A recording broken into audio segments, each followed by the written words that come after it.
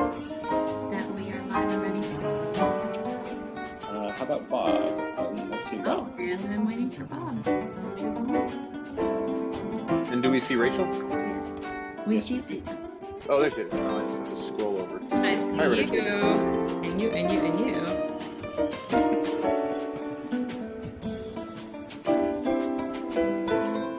And I see Elisha, which I'm going to say your name as much as I can to drill it in. Elisha. I so love you. Thank you for that. Love you Really. I've been spreading the word. Yeah, that's a good thing to know. Oh, you guys are great. We are live, and I have Councilman Yates coming over now. So we are ready to go, Aaron, when you are ready to go. All right, we got Bob here, so that gives us full council. I understand we are online as well. So let's get things started. Welcome everyone to the Tuesday, March 8th. Welcome everyone to the Tuesday, March 8th special meeting of the Boulder City Council. And Alicia, should we call the roll? Alicia? Yes, sir. Did you want to do your slides first or your announcements first or no? I can certainly do that. It's up to you. Except my Zoom minimized itself. Okay, let's go with the slides. All right, COVID-19 testing and vaccinations. So testing for information and provider locations for free COVID-19 testing, please go to www.boco.org/COVID testing. The Boulder site is at 2445 Stasio Drive. It's open 7 days a week from 8 a.m. to 6 p.m. And for vaccine information and provider locations, you can go to www.boco.org/COVID vaccine. Next slide, please. Boards and commissions. Well, annual recruitment is closed. And in fact, we are talking about who is going to get appointed to the boards tonight, but there are a few boards that did not get an adequate number of applications. So these are still open. They are Boulder Junction Access District Parking, as well as the Travel Demand Management Board, Board of Zoning Adjustment, the Cannabis Licensing Advisory Board, the Design Advisory Board, and the University Hill Commercial Area Management Commission. A number of those do have specific requirements for residency or profession, so please do check those before you submit an application. But if you meet them, we'd love to have you apply. And we do not have a deadline yet for when those are closing. You can find the descriptions of those boards and commissions and the exact vacancies online at www.bouldercolorado.gov/boards-commissions. If you have any questions or need assistance, please contact the city clerk's office at bouldercolorado.gov. Final announcement for tonight, price gouging. Colorado law prohibits charging excessive prices for certain essential products, goods, or services during a disaster period. It makes clear that such price gouging is a deceptive trade practice under the Colorado Consumer Protection Act. So if you witness price gouging or you think you might be the victim of price gouging, please file a report with the Attorney General's office at 800-222-4444 or stopfraudcolorado.gov. And I believe that completes our announcements for tonight. And how about a roll call now, Alicia? All right, sir. Thank you. And good evening, everyone. Councilmember Benjamin. Present. Folkerts. Present. Mayor Pro Tem Friend. Here, Alicia. Councilmember Joseph. Present. Spear. Present. Wallach. Here. Weiner. Here. Yates. Here. And Mayor Brockett. Present. You thought I forgot, didn't you? I was getting ready to talk about being chopped liver. No. Mayor, we have our quorum. Wonderful. Thanks so much for that. Okay, so now I'm hoping that we can get a motion to amend the agenda. So we have two items that we would like to add. Item 1A, a declaration recognizing Arts Week, and item 1B, a declaration for International Women's Day. Anyone give us a motion on that? So moved. Second. Okay, we have a motion and a second to amend the agenda. Does anyone object? Seeing no objections, the agenda is duly amended. And with that amendment, we can launch right into the declaration regarding Arts Week.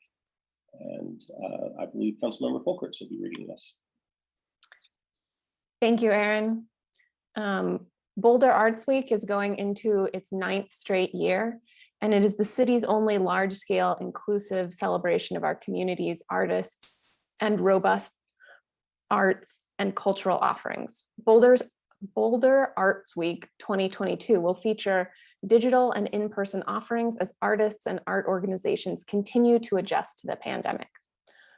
Boulder is one of the most vibrant arts communities in the US, ranking in the top 2% in the concentration of artists and arts and cultural organizations and businesses.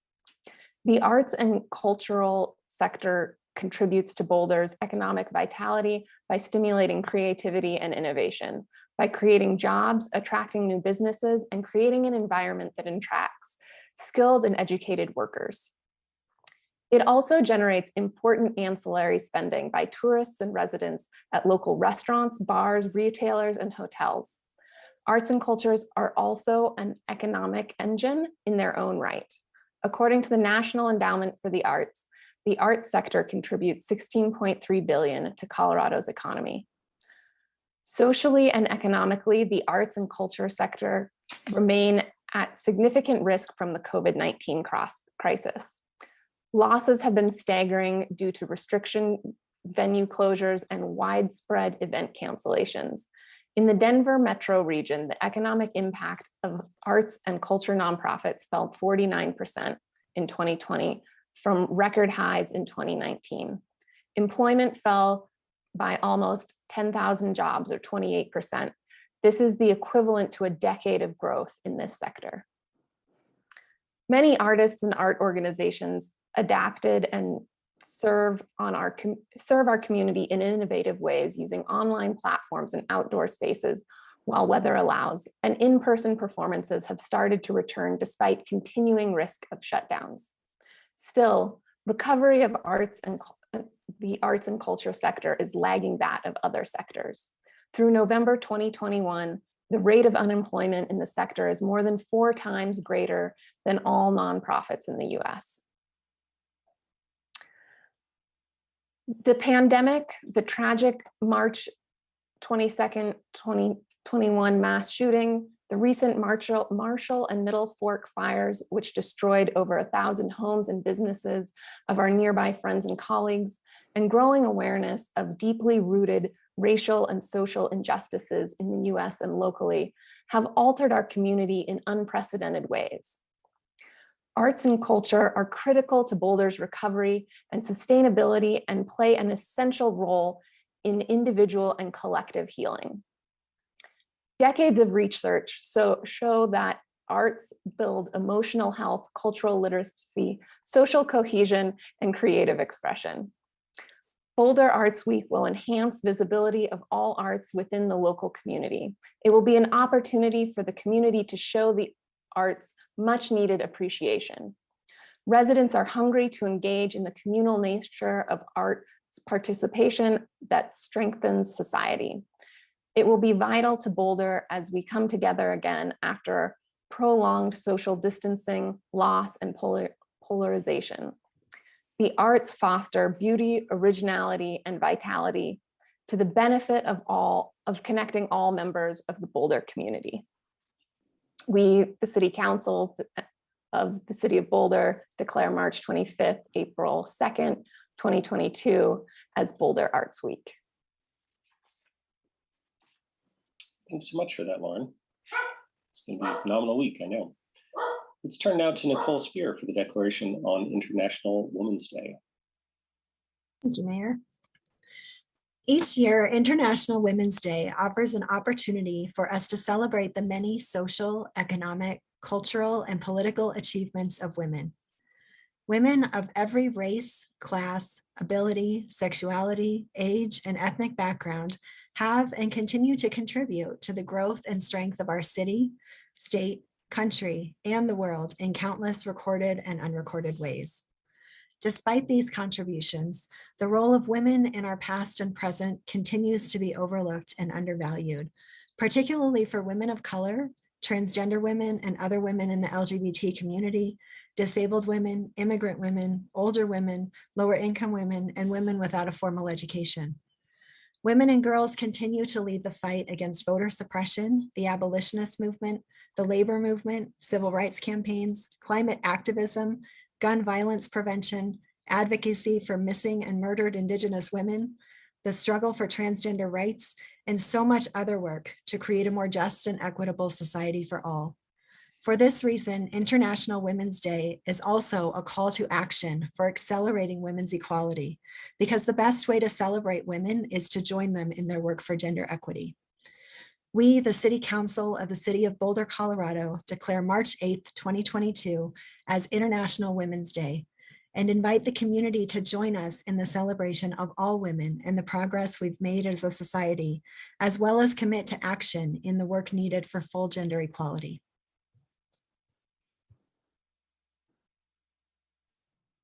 Thanks so much for that, Nicole. And today is the day, so I appreciate you reading that very important declaration there for us.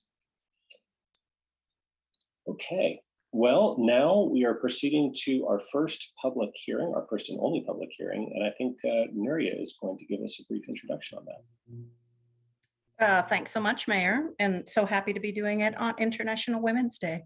Let me lift that up all the time, right? I wanted to recognize that this, for the first time, we made some major changes to the longstanding process, and that when you do that, that can have its own growing pains, but we're proud of the results of our improved board and commission's interview process.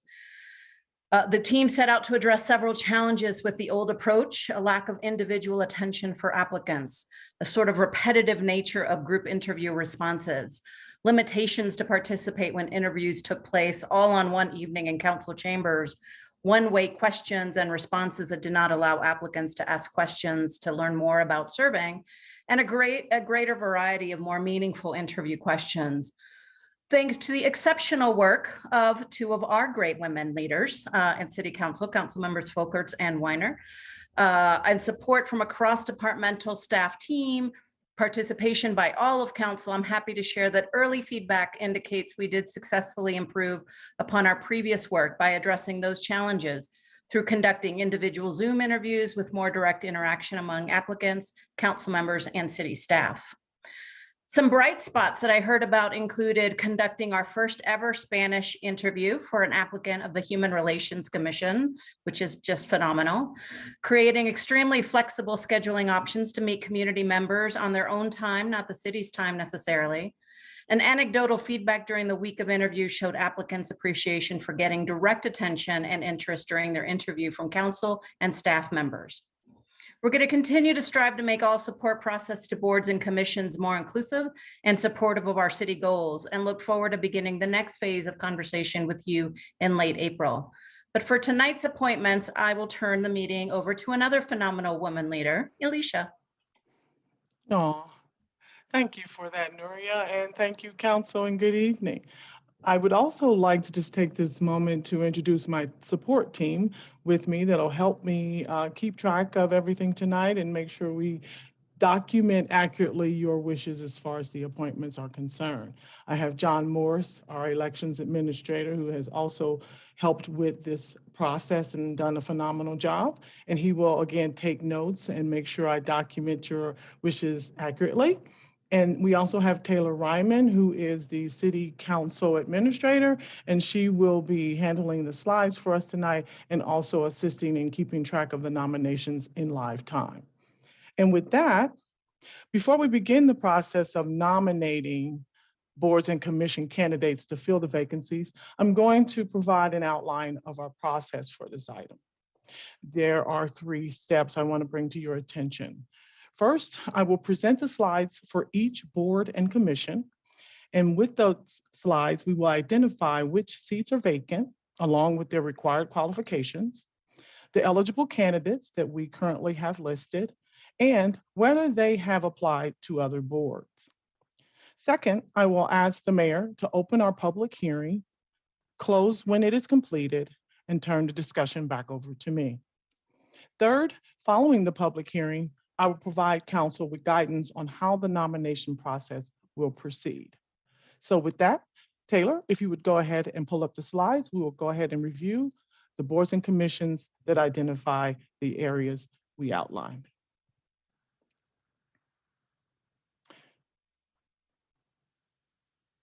Next slide, please. Our first board we'll be addressing is your Arts Commission. We have one seat available on that commission, that is seat 2, and that residence will be appointed for a 5-year term through March 31st, 2027. We have Barbara Bronk, Gwyneth Burak, Robin Mitchell, Alan Ohashi, and we did have Kadia Thiero who applied but did not show for her interview. Next slide. Next, we have our Beverage Licensing Authority. We'll be appointing for seat 2, which is a resident to the unexpired 4-year term through March 31st, 2026. And seat 3, which will appoint a resident to a 5-year term through 3/31/27. Please be reminded that the BRC Boards and Commissions, section 2-3-3A, that City Council at its regular meeting before the April shall appoint members to city boards and commissions who are city residents and not all of one gender. Next slide. Our next board is the Cannabis Licensing Authority Board. We have seat 2, which is appointing a resident to a 5-year term through March 31st, 2027. That appointment must have a health/education background. And seat 6 is appointing a resident to a 5-year term through 3/31/27 and must be a marijuana business owner. We have Sandy Franklin, which meets the seat 2 requirements and the education background requirement. Brian Keegan, who is a current member who was appointed in March 31st, 20 for seat 2. And Kadia Thiero, again, did not show for her interview. And Tucker Wentz, who meets the seat 2 education background requirements. Please also note that no applicants that we received meet the requirements of seat 6. So this will be one of the boards that will remain open. Next slide, please. Next, we have our Downtown Management Commission. Seat 2 is for a resident to be appointed for a 5-year term through March 31st, 2027. And seat 3 is appointing a member to an unexpired 1-year term through 3/31/2023. And that appointment must be a property owner or a representative of a property owner in the Downtown Management Commission. The Downtown Management Area. We currently have Jim Freeman, who meets the seat 2 residency requirements, and Justin Calvin, who meets the seat 2 residency requirement. Please note again that no applicants we received met the requirements of seat 3. Next, your Environmental Advisory Board. Seat 2 is to appoint resident to a 5-year term through 3/31/27, and seat 5 is appointing a resident to an unexpired 3-year term through 3/31/2025. We have applying Brooke Brockett, Chloe Constant, Thomas Crane, Paul Kulnin, Jack Sticalo, Duncan Gilchrist, Amanda Grozek, who also applied to TAB. We have Sherry Hack, Kathleen Hancock, Graham Hill, who applied to the Human Relations Commission as well, Jimmy Hull, who applied to the Housing Advisory Board, and Daniel McKinnon and Andrea Ventidis. Please excuse me if I pronounced any of those names wrong. Next, we have the Boulder Housing Authority. We have 3 seats available on this board. We have seat 2, which is appointing a residence to a 5-year term through 3/31/27. We have the same stipulations for seat 4 and seat 6. We have applying Mary Falanitsky, Jill Grano, Ahila Nation, Emily Reynolds, Julie Schofield, who is a current member who was appointed at 3/31/2020 in seat 2. And we also have James Bob Walker, who is a current member as well, who was appointed 3/27/2017, and he is currently in seat 4. Next, the Housing Advisory Board. Both the seat 4 and seat 6 is to appoint a resident to a 5-year term through 3/31/27. We have Matt Applebaum, Richard Collins, Daniel Glazer, Richard Harris, Jimmy Ho, who also again applied to the EAB, Philip Ogren, and Julianne Ramsey. Next, we have our Human Relations Commission.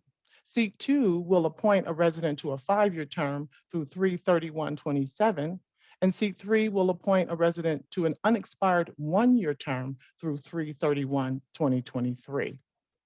We have Salanis Altis, Lisa Bowen, who was a no-show for her interview, Graham Hill, who also applied to the EAB, Liz Marsaco, again, apologies, Carlos Valdez, and Vicar Jacob.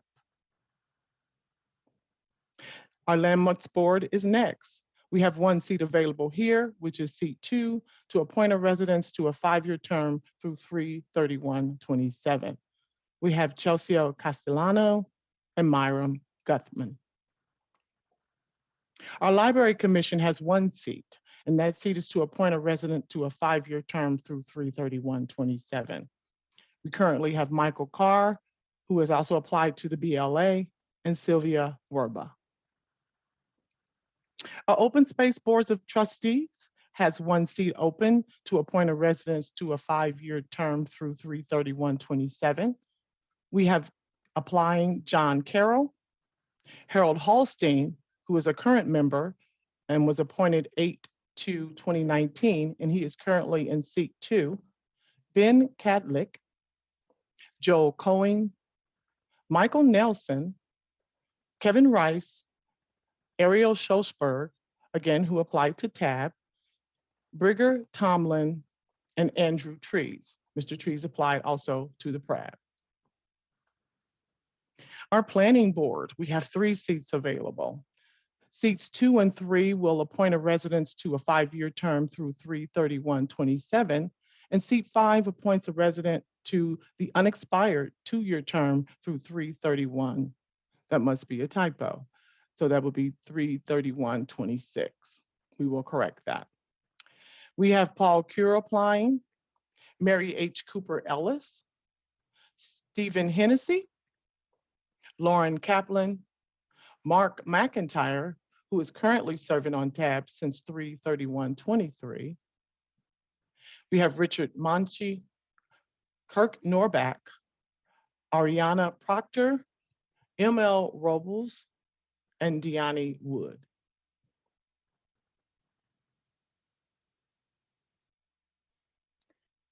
Just checking in, Alicia, I made those changes live. Does that look correct? No, it's 3/21/26. Those should have stayed. Seat 5 is the one that needs to be corrected till 26. Okay. Thank you, Taylor. You bet. Next, we have our Parks and Recs Advisory Board. Seat 2 is appointing a resident to a 5-year term through 3/31/27. And seat 6 is asking for an appointment of a resident to an unexpired 3-year term through 3/31/25. We have Paul Bradley, George Kraft, Catherine Crane, Neil Anderson, Larry McCoe, Tom Souvenir. Catherine has also applied to RAB, and Tom has also applied to TAB. We have Anita Spears, Douglas Stevens, Carrie Tanner, Patrick Terry, Andrew Trees, who applied to OSBT, and Sarah Sunny Vanderstar. Our Transportation Advisory Board has one seat open, which is seat 2, and that will be to appoint a resident to a 5-year term through 3/21/27. We have Rebecca Davies, Amanda Groziak, which also applied to EAB, Stephen Haydale, Heather House, who did not show up for her interview, David Marktus, Gary McClellan, Mary Morrissey, Jamie Pledger, Megan Ricker, Ariel Schlossberg, who applied to OSBT, Tom Souvenir, who applied to PRAB, Maria Trini Woolerton, and Jonathan Woodard. Last but not least, we have our Water Resource Advisory Board, which has 2 seats open. Seat 1 is to appoint a resident to the unexpired 4-year term through 3/31/26. And seat 2 is to appoint a resident to a 5-year term through 3/31/27. We have applying Barbara Amy Brockton, Michael Cohen, Catherine Kane, who applied to PRAB as well, Stephen Maxwell, and Woodrow Meyer. Mr. Meyer did not show for his interview.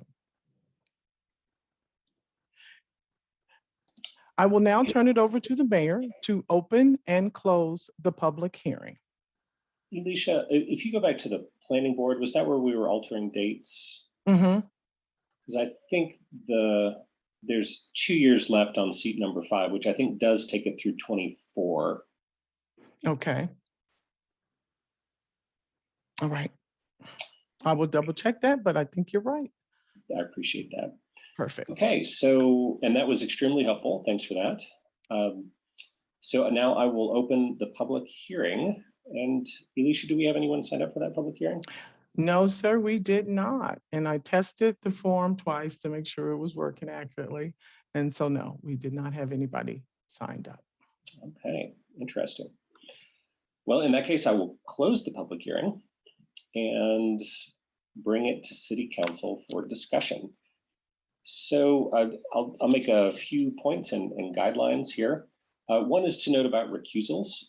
I do have a family member applying to the Environmental Advisory Board. So when that board comes up, I will hand the virtual gavel over to Mayor Pro Tem Friend to conduct that board. And then Rachel, I will turn off my camera and turn off my screen and leave the room. And Rachel, if you'll just text me when that board is done, and I'll pop back in again and take it from there. And then Tara also has a family member applying to, I believe it's open space and parks.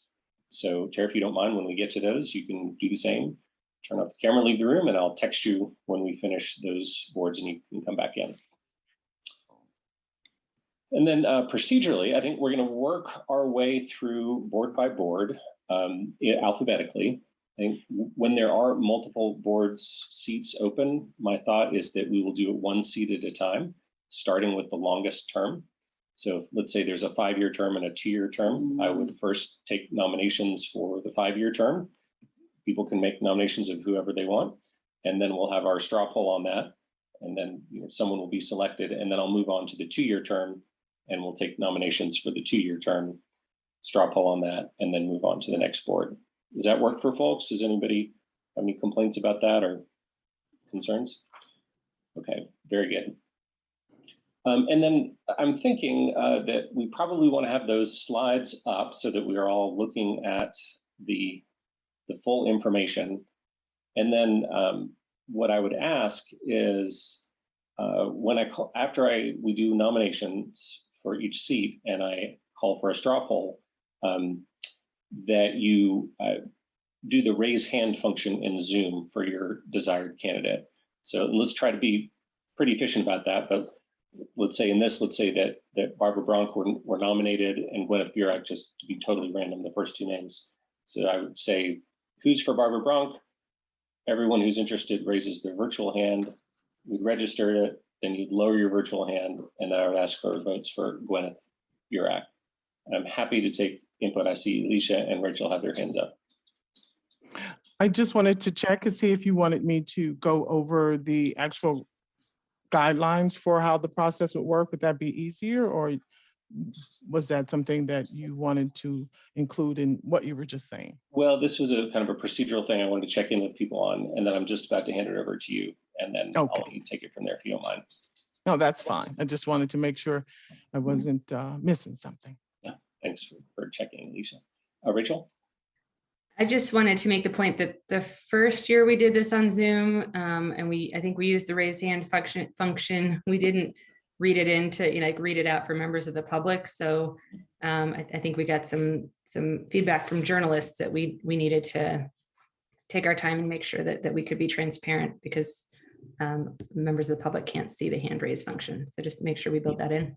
Appreciate that. And Rachel, if it's okay, what I'll do is I'll record the number of people for each candidate, although not call out all the names of who voted, if that works. So like, let's say Barbara got 3 votes. I'd say, okay, that's 3 votes for Barbara. Now lower your hands, and how many votes for Gwyneth? And then well, I know it adds a little time, but I do think when we were in real life, members of the public could see, who we all were raising our hands for. And so we lost that in translation here. If folks would like me to do that, I'm happy to do that. I can rattle off names pretty quick. Any objections to me saying council members' names for voting? Okay, seeing none. All right. I have a question real quick. Can you repeat one more time? So should we actually raise our hands or use the participant raise hand function? If you could use the raise hand function in Zoom, please. I think that'll work better. Although I do have pretty good visibility to you. I tell you what, Alicia, if you don't mind going over reading through the guidelines, and then we'll check in one more time before we get started. Of course, sir. Thank you. So I will now outline the formal candidate nomination process. For those of you who have been involved in the past, you'll remember this process is outlined in detail in our city code. We will proceed through nominations, one board or commission at a time, in alphabetical order by board title. Council members will make nominations to fill the vacancies 1 seat at a time. Once nominations for the seat has been made by council members, council is welcome to discuss with each other before taking final action. Taylor will also assist council in remembering who has been nominated by keeping the slides up and annotating them in real time. Once a person has been nominated, Taylor will change that person's name to red. If one person is nominated for a seat, that appointment will stand, and if there are no objections. If more than one person is nominated for the same seat, we have a specific process for narrowing the candidates down to one finalist. A vote of support will be held for each individual nominated. Candidates must receive a minimum of 5 votes to be declared the finalists for a vacant seat. If the first round of voting does not produce a clear winner, the candidate with the fewest votes will drop from the nominee list, and the vote will be conducted again. This continues until a single nominee remains.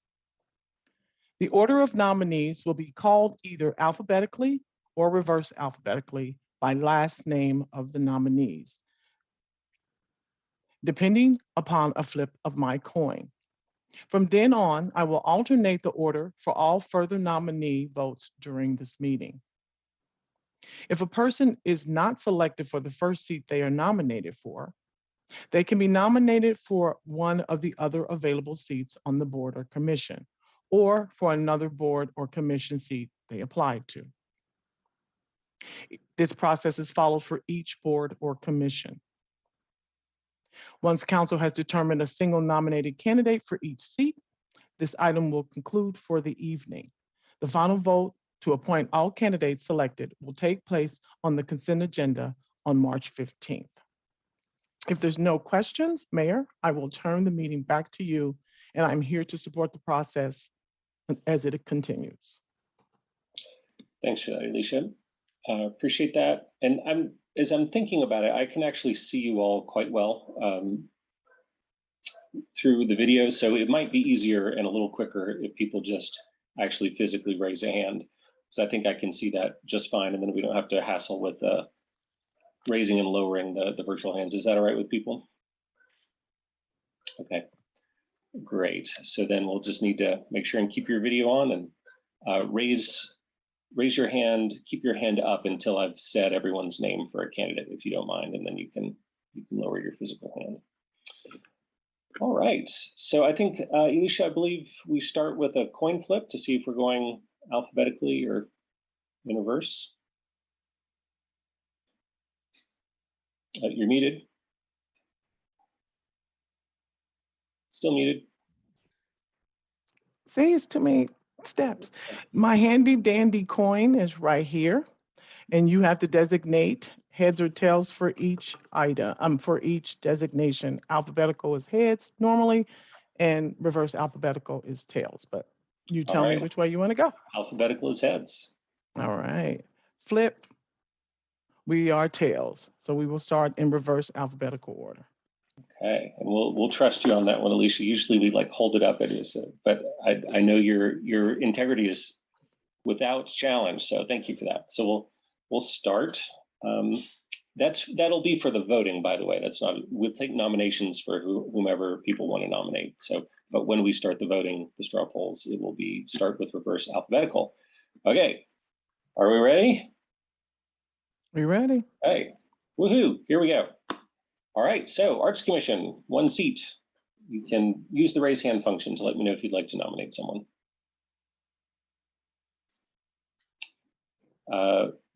Let's see, Junie, are you having an issue? I don't see my raise hand button. It's not activated on my side, and I don't know why. All right. Yeah, I don't have that button. Let me see if I can help with that, Junie. Thank you. Give it a try now. Great. Thank you. Woohoo, Brenda works some magic. All right, I see Mark's hands up, and then Junie. I'm going to nominate Gwyneth Burke. Junie? I would like to nominate Robin Oriale Mitchell. Bob? Aaron, I'd like to nominate Alan Ohashi. Any other nominations? All right, seeing none, we've got 3 people nominated. We'll go in reverse alphabetical order.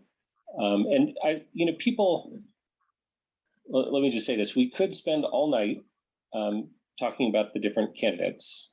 So, I mean, people can certainly, I think when you nominate, I think you're certainly welcome to say a few words about the reason why you're nominating a candidate. So I'll just put that out there. Feel free as you nominate to say a few words, but it is optional. We've all read the packets, we've watched the interviews, and we know the amazing qualities that these folks have. So I'll just say, does anyone want to speak to their nominations before we begin voting? And seeing none, then we'll just go right into it. Reverse alphabetical. How many votes for Alan Ohashi? Seeing none. Robin Yalid Mitchell. Okay, I've got Rachel, Lauren, Junie, Nicole, and myself. And then I do think it's worth finishing out, even if there's a majority out, just so we can see who's voting. So Gwyneth Burek. And we've got Tara, Bob, Mark, and Matt. And so that would be Robin Yalid Mitchell with 5 votes.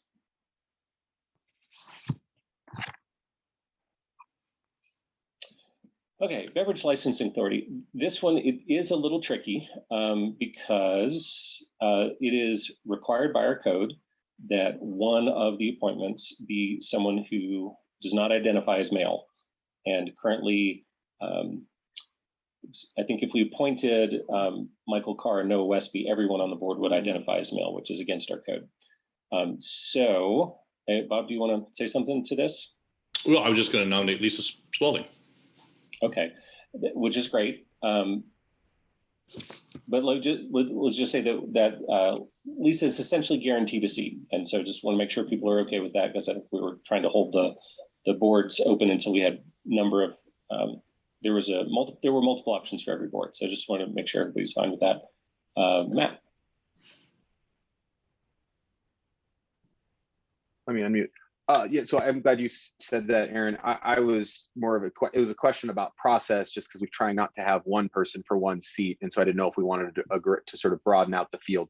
But if that's not the case, I will just say I'm going to make a nomination for Michael Carr on this. Great. Lauren?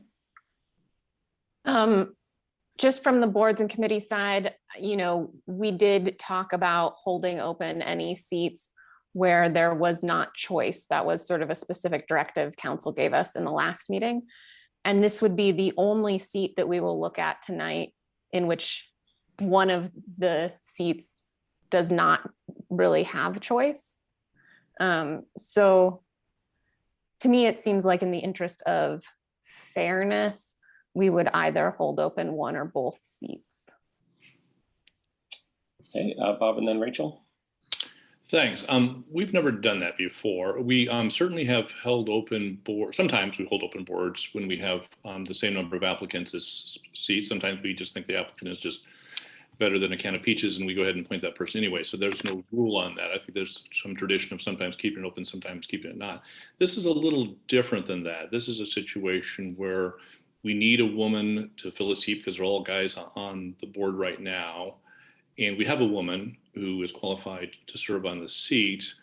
And I don't think I've ever seen, this is my 7th board and commission process, I don't think we've ever declined appointing a person because of their gender. That's kind of a weird thing, especially when that person has the gender that we need. So I stand by my nomination of Lisa Spalding. She's qualified. She's actually served on the BLA many, many years ago. I could talk about her qualities, but she also happens to be a woman and we need gender balance. So I don't know why we would deny her when we have somebody who meets that qualification. Rachel? It's a fair point Bob makes. You know, I do think we want to be consistent with what we're doing. So I appreciate, Bob, that we haven't done this before, and definitely appreciate, like, it's a little bit, I mean, I think maybe we need to just go back and relook at our rules altogether on what we're requiring in seats. But yeah, we are changing things this year, I think, for the first time. So I don't know if looking back to what we've done historically is relevant when I think we made a commitment as a council to hold open seats. Like, I think we went both ways with it in 2 years I've been on. Like, if there was not competition for a seat, we did appoint or we didn't. But I thought that we were saying, like, in non-competitive seats going forward, we're going to hold them open. But I also just want to know, how long are we holding seats open? Like, leaving people in limbo when they have, and that applies not just to this seat, but to others. What's our timeline looking like there? Do we have a timeline? Alicia, do you know currently? No, sir, you have not, council has not designated a time when the boards and commission applications should close at this point. So I guess, sorry. No, go ahead and finish up, Rachel. Well, just one more, I guess, for all of these that we're holding open, and maybe this is just one where we just don't decide what to do with this board tonight and come back to it overall and figure it out in a conversation with, like, we have these open seats or non-competitive seats, I guess. And I don't think we want a terribly long timeline, because that just doesn't seem fair to applicants who, you know, maybe timing, like, I might be joining a board in April, like, how they need to be able to plan. So I'm happy to go kind of either way with this. I think that we did change things this year, so we should just be consistent however that shakes out, but also make a decision. Thanks, Rachel. Before I go to the next council members, can I just ask Teresa or Alicia if there's any code, like, would we be required to hold this open for longer by any code provisions, or is this a discretionary decision? Mayor Brockett, Teresa Taylor Tate, City Attorney. The code does require gender diversity so that we have at least that no board is comprised of all one gender. That's the only requirement here. There's not a requirement to have a competitive process necessarily for a seat. So you could appoint with only one applicant if that was the wish of council. That's helpful. All right, Nicole, Tara, and Mark, and let's try to figure this out pretty quick. I can be quick. what I'm thinking about right now are the folks who applied for other boards where there was only one applicant and we decided to not kind of consider them and discuss them and think about them right now. And so to me, this feels like a very analogous situation. And if one of those folks who was one person applying to a board calls me tomorrow and says, "Hey, Nicole, what happened?" I'm not going to have an answer for them because to me, those are very analogous situations. And I think we need to decide when we already decided. So for me, this feels like just extending the decision we made when we first talked about it and just holding. I totally agree with Rachel's point, though. I don't want to wait. It's not cool as an applicant to have to wait for too long. So I'd like to try to get this done quickly. If no one else applies in X number of weeks, then those folks are appointed if they meet the qualifications. Thanks, Chair. Then Mark. I do want to say for the other seat that I don't feel it's fair to Michael or Noah to have to wait. I'm hoping that we can do at least that seat, no matter what we decide on the other one, since they've been extremely patient. And that would be, I don't think it would be fair to keep that open since we have 2 applicants. I think we should go ahead with that seat. Do you have an opinion on the other seat? I'm gonna wait to hear from the rest of council, and I'm more opinionated about the first thing. Okay. Mark? Why could we not simply go through the applicants, see where sentiment of council lies for 2 seats, and Lisa may or may not be among those 2 applicants. But if she's not, then we can hold that seat open. She might well be, on a competitive basis, a selection of this council in a 3-way race. Does that create an impediment that we? Let's see, but Mark, we're not allowed to pick both of the men because that would make a board consisting only of men. So, well, if we picked both of the men, then we could simply hold the whole thing open until we had adequate diversity in applicants. But it might not be necessary if Lisa were to be one of the top 2 candidates. May I colloquy on that? I hear what you're saying, Mark, and it makes sense. So I just want to say I follow it. And I think somebody just said, like, we have 2 candidates for that. Like, we actually have 3 candidates for 2 seats. So I think that's correct. We have 3 candidates that it could be like, it's almost like we're saying Lisa's not going to get those seats, which isn't at all fair to the candidate to say, like, she would only get the 2nd seat. So I hear you, Mark, and I agree with it. Like, this discussion is only relevant if she's not a top choice for either of those 2 seats. Could we proceed in that direction? Are we violating procedure in some way? I guess so. And the second one, I guess you're saying that we would consider the man who didn't get the first seat as well as Lisa. And if we selected the man, then we say, well, but we can't do that, and then we hold it open. If we would otherwise have selected the man, then yes, we would have to hold it open. Interesting. Okay, Bob. Yeah, so I kind of lost the plot here because we do have a 4-year term and a 5-year term, and I'm not sure that we can appoint a man to one of those terms without disrespecting the woman, whoever that is, would be appointed, because I don't know how we could do that. I mean, if you want all the candidates to be nominated for a 5-year term and then a 4-year term, that's fine. But I'm just commenting, I guess, on Tara's point of just appointing the man, because the man to what? The 4-year term or the 5-year term? I do find it a little ironic we're having this discussion moments after Nicole read that lovely declaration about women and women in positions of power, and we have a qualified woman who would provide gender diversity. So it's a little puzzling to me that we're grappling with this one, but whatever the will of council is. I've nominated Lisa. You all can vote or not vote as you wish. All right, well, this is clear as mud. So I think our options are to proceed tonight or to hold the seat open, I think is basically it. I don't know about vote or to hold the board seats open. I don't know about voting for a man that can't serve. Like I'm not sure that that's a path we can take. So I guess what I would suggest would be a straw poll for like a will of council about whether we want to hold one of these seats open. Would people be comfortable with weighing in on that question? Matt? Yes, I guess to help maybe clarify action forward. So my proposal would be that we select one of these seats because we'll be handicapping the BLA until we fill them anyway. And being down 2 people, I think on already a short board. So I think we should go ahead and nominate, since we've got 2 men for technically 1 seat, because the other seat has to be reserved for someone who's not a man.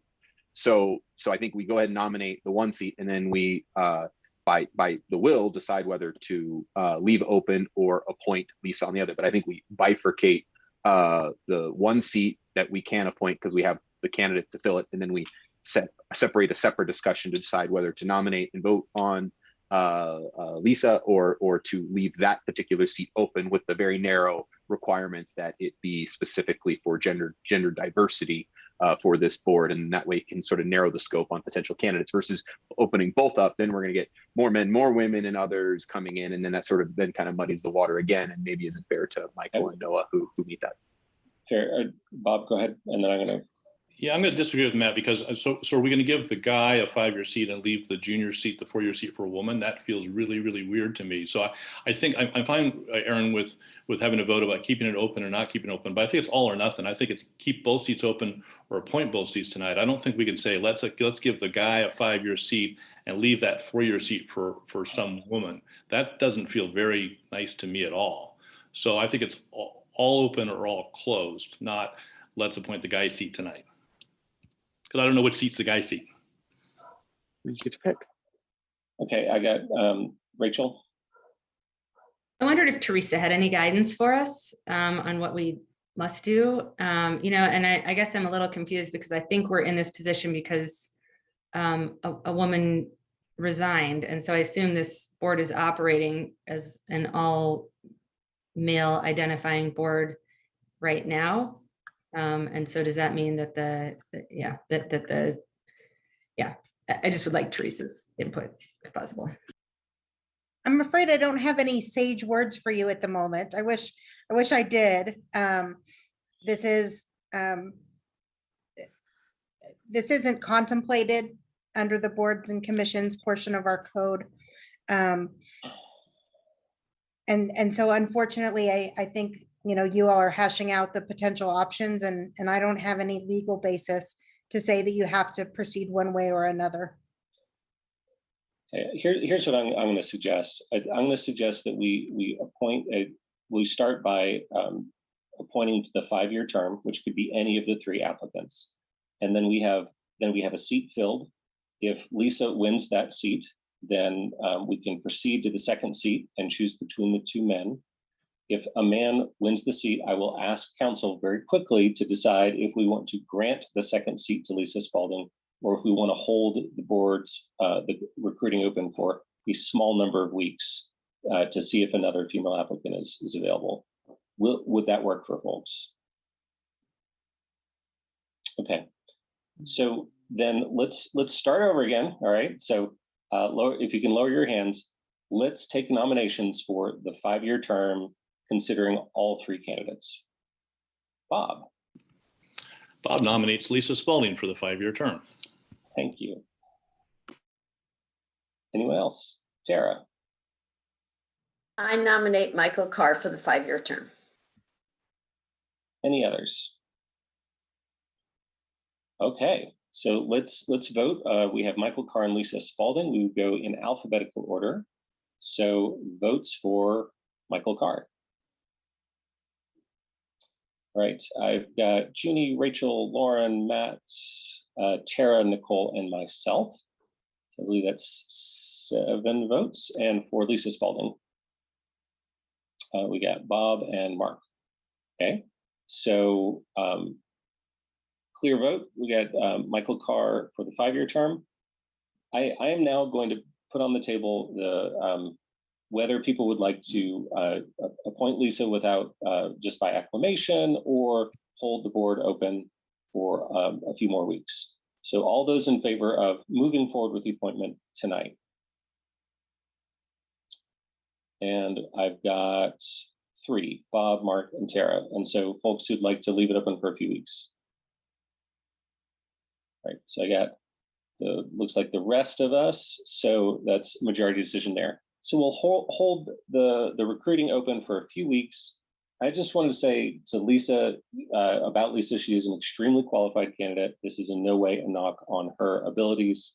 But we have, I think Nicole made a very good point earlier that other people were the only applicant for a seat, and we are holding the recruiting period open. And it would be hard to go back to them and say, yeah, we didn't just give it to you, but we did just give the seat with one option to someone else. So we'll do this for a handful of weeks, and then if we get another applicant, we'll consider them. And if we don't, then I think at that point we say, thanks so much, Lisa, and the seat's all yours. Are people all right with that? Okay. Thank you for working that through. Junie. Sorry, I am making this comment right now, right in the middle. I received a message in a call during our meeting from Lynn Siegel. She mentioned that during the public hearing or public comment period, she tried to raise her hands, but the raise hand button wasn't working. So she didn't have the opportunity to speak. And I said, okay, I'll just relay that information to council.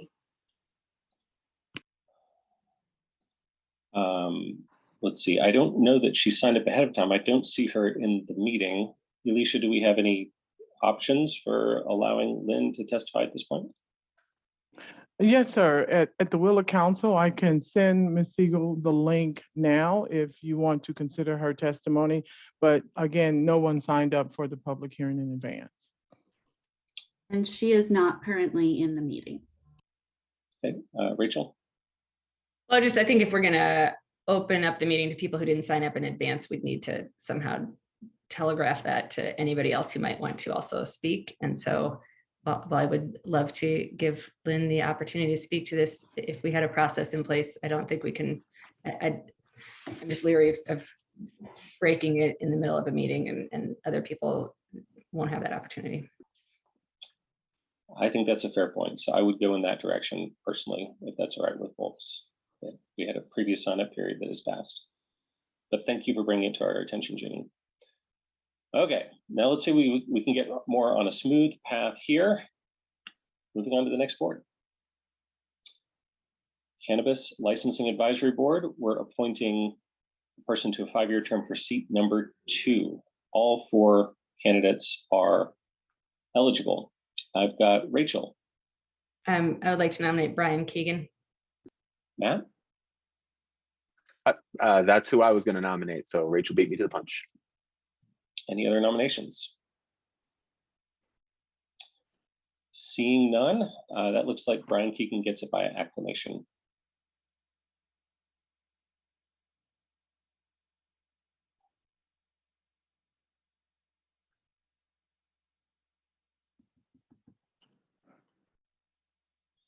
Okay, Downtown Management Commission. We have 2 people that are eligible for seat number 2 and no one who is eligible for seat number 3. So we're going to take nominations for seat number 2. Lauren. I'd like to nominate Justin. Thank you. Any other nominations? Seeing none, looks like Justin Calvin gets this one. Okay, this is where I recuse myself. So Rachel, you can take over. Love to, and please staff do feel free to remind me to text Aaron when we're done, so I don't get power hungry here and continue. Has Aaron left? Does anybody see Aaron? I think he said goodbye and took off. Okay. Yes, the mayor has excused himself. All right, thanks. Okay, so we're on Environmental Advisory Board. We have 2 seats. One's seat number 2, a resident for a 5-year term through March 2027. Second seat 5, unexpired partial 3-year term through 2025. So we'll start with the 5-year seat. Can I see hands for who would like to make a nomination? Matt. I'd like to nominate Jimmy Howe. All right, Lauren. Oh, can I pause here? Did Elisha, did I need to do order at this point, or is that just when we get to a vote? Was I supposed to have a coin flip That's yet? when we get to the vote, once Great. the nominations are set. Thank you. I You're welcome. goofed up my minor responsibility here already. Okay, Lauren, who would you like to nominate? I'd like to nominate Duncan Gilchrist. Okay. Mark Wallach, nomination. Yes, I'd like to nominate Kathleen Hancock, and I'll take the liberty of saying she's got an extraordinary background in the field. She's been working in energy equity programs, and I think she'd make a fine addition to the board. Thanks. Nicole. I would like to nominate Amanda. And I also just want to take the opportunity just to comment generally how excited I am that there are so many young folks who have applied to our boards this time around. And I think Amanda was one of the stars for me. Thanks. Junie. Oh my goodness. We have so many great candidates. I feel like I want to nominate 2 people because of the great application and interviews. I think at this time, I would like to nominate Brooke Brockett. That's great. Do you just want to do the one nomination? Can I do 2? Is that even? Well, I'm not really the boss here, but I bet you could. I was going to nominate Brooke anyhow. So if you, okay, for that reason, you can have 2 regardless, I think. So go ahead. I'd like to nominate Graham Hill as well. Thank you. Okay, Tara. I want to first say that there was so many great candidates. It's really hard to pick, but I'm going to throw Chloe Constant in there as a nomination. Thank you. Nicole, did you have another nomination? That was going to be Chloe. Sorry, I didn't realize we could do 2 at the same time. So thank you, Tara. Bob. I don't have an additional nominee. These are great nominees, but I just want to make a process suggestion. Let's, if the nominations are closed, let's vote on these for the 5-year term, and then don't unhighlight their names. And then whoever doesn't get appointed to the 5-year term, let's consider the remaining highlighted people for the 3-year term. Obviously, we can reopen nominations briefly if anyone wants to add a name for the 3-year term, but I would just suggest, for sake of speed, we can probably vote on these one right after the other. Great. Okay, so that makes sense to me. And any objections to Bob's suggestion? We'll leave these nominations up for round 2. Great. Okay, Elisha. Are we at a coin flip moment here? No, we are at the reverse alphabetical. We will start with Mr. Ho. Okay, so show of hands for votes for Mr. Ho. I see Lauren and Matt. Okay, Graham Hill. Show of hands. Junie. Kathleen Hancock. Mark Wallach, 1. Amanda Groziak. Tara and Nicole, that's 2. I'm going to go ahead and vote for Amanda as well, so I will make that 3. Duncan Gilchrist. I don't see any hands for Duncan. Chloe Constant. So Bob and Mark. And is that both of your first votes for this round? I'm just making sure. No, I'm sorry. That was my second vote. So I think we can, unless I'm doing it wrong, I think we can only vote for 1. Yeah. That is correct. Only you. 1, the first go round. Mark, that's a violation. I don't know if you have to turn your camera off or like what. I get to ref this. Okay, so I believe that was 1 vote, and that was for Chloe. And last, Brooke Brockett. 1 vote. Junie, and this is your 1 vote for this round? Not a second vote, right? We only get to vote once this round. Would that be a set? I Well, only have a total of 9 votes so far, so. But Mayor Brockett's missing, so we should only have Right. 8. You should only have 8, right? That would be a second vote for Junie. Okay, Junie, so do you want to, I put my vote for Brooke for this round. okay, who had you voted for? Graham Hill. All right. Okay. Okay, so Elisha, where does this leave us with 11312? All right, Jimmy Hull has a total of 2 votes and Amanda has a total of 3 votes. So those are your 2 highest voted candidates. Great. So now we will revote on those 2. Amanda and Jimmy. So am I sticking with Jimmy first, or is it now Amanda first? No, we'll go with Jimmy. We're Okay, still on the so same board. great. Please raise your hand for Jimmy as your first 5-seat round vote. Jimmy, I see Lauren and Matt. Show of hands for Amanda Groziak. I see Tara, Bob, myself, and Nicole. And I think that's all we'll be voting for in this round. Is that right, Alicia? So Alicia, I think if you didn't vote for this, if you'd like to go back and vote, if there's any confusion here, which I will take full blame for if there is, like, how did I get up for this one? Hearts looked very easy. Okay, so how many votes did we get total for that round? 6? 4 and 2, yes. And we're only voting for Amanda and Jimmy, right? Because that's, Yes. we get they got they were the 2 top vote getters in the last round. Yes. We just narrowed our votes to them for this round. So would anybody who didn't vote like to vote for, let's just revote again now that we all understand. Votes again for Jimmy Howe. Sorry, I know it's a lot of hand raising. I see Lauren and Matt for Jimmy. Votes for Amanda. I see myself, Tara, Nicole, Mark, Bob. All And right, so Junie. that, Junie, I'm counting you for Amanda. Yes, great. Okay, so we have Amanda in the seat number 2. all right. All right, she's going over to the red.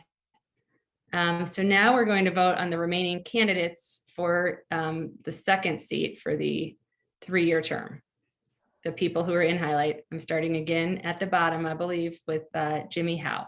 So would you like to, everybody will get 1 vote for this round of applicants with 1, 2, 3, 4, 5, 6 applicants left. So who would like to vote for Jimmy? Oh, Teresa, am I goofing it up? Mayor Pro Tem Friend, I wonder if you would like to briefly reopen nominations. I sure would. Are there any additional nominations before we vote for the second candidate applicant? Seeing none, thank you, Teresa. We will now start again. Are there, who would like to vote for Jimmy Howe in round 2 for seat 5? I see Matt and Lauren. Graham Hill. Junie. Kathleen Hancock. I see Tara, Bob, and Mark. Duncan Gilchrist. I do not see any votes. Chloe Constant. Okay, and Brooke Brockett. I see myself and Nicole. Okay, so now we will vote, I think, on Brooke, Kathleen, and Jimmy. Does that sound right, Elisha? Brooke, Kathleen, and Jimmy, that is correct. Or you can vote on your 2 highest, which is Kathleen and Brooke. I think Jimmy also got 2. I think we have a tie. That's for true. second. You are right. Thank you Okay. for that. Yes. So we will start again with votes for Jimmy Howe for the seat number 5. I'm not seeing any hands. Lauren. Okay. Kathleen Hancock. I see Tara, Bob, and Mark. So that's 3. And then Brooke Brockett. I see myself, Nicole, Junie, and Matt. So that is 4. And I believe that concludes this vote then, with Brooke getting the second seat. Teresa's kindly nodding. Junie, Yes, sir. did you have a That's question? correct. Did I miscount your vote? No, I do have a question. Can someone? Oh, get- no, sorry. So that's not concluding. I guess we need to do one more, right? Because we could have yeah. Although with us being down a council member, 4 is still not. That's exactly what I was thinking. Yeah, okay, right. Okay, but so we take Jimmy out then, is that right, Elisha? That is correct. And we go with Kathleen and Brooke. Great, okay. A show of hands, round 27. Would you like to vote for Kathleen Hancock for this seat number 5 for EAB? I see 3 hands. Tara, Bob, and Mark. I appreciate the consistency. A show of hands for Brooke Brockett for EAB seat 5. I see myself, Nicole, Lauren, Matt, and Junie. 1, 2, 3, 4, 5. We are calling it done, and I'm calling the mayor back in. Congratulations to the new EAB appointees, Amanda and Brooke. You did a fabulous job, Mayor Pro Tem. Rachel, may I say something till Aaron pops back in?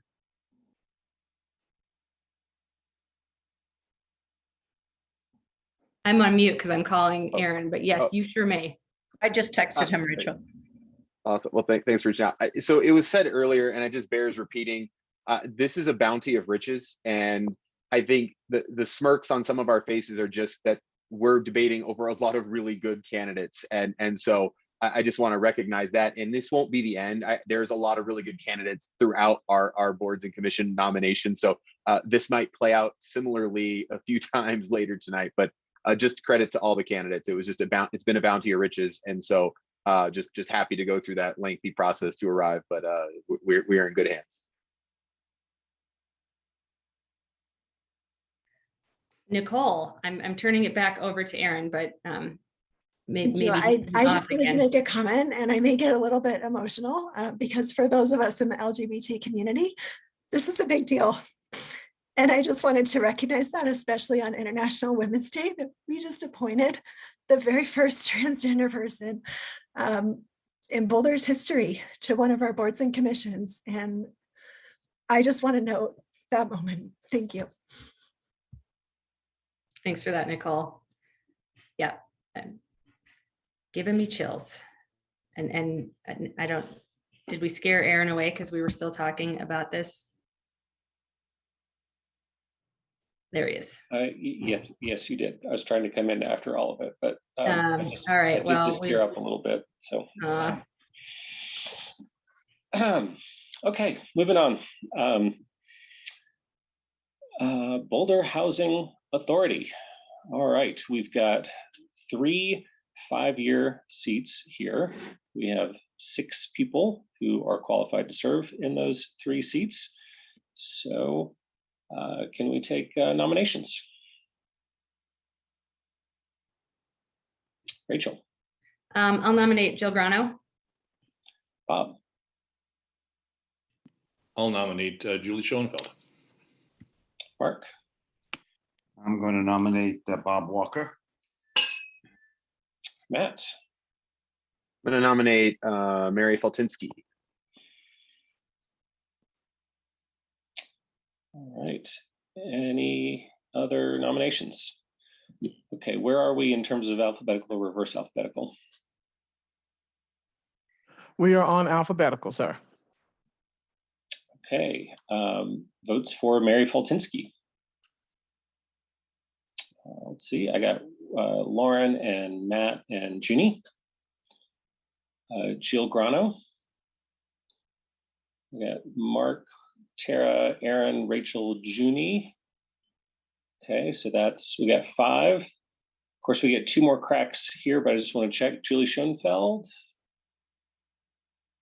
Tara, and Nicole, and that's. Aaron, in the last round, we had Hold on. people. I'm not allowed to. Yeah. We had a couple people voting twice, and so we need.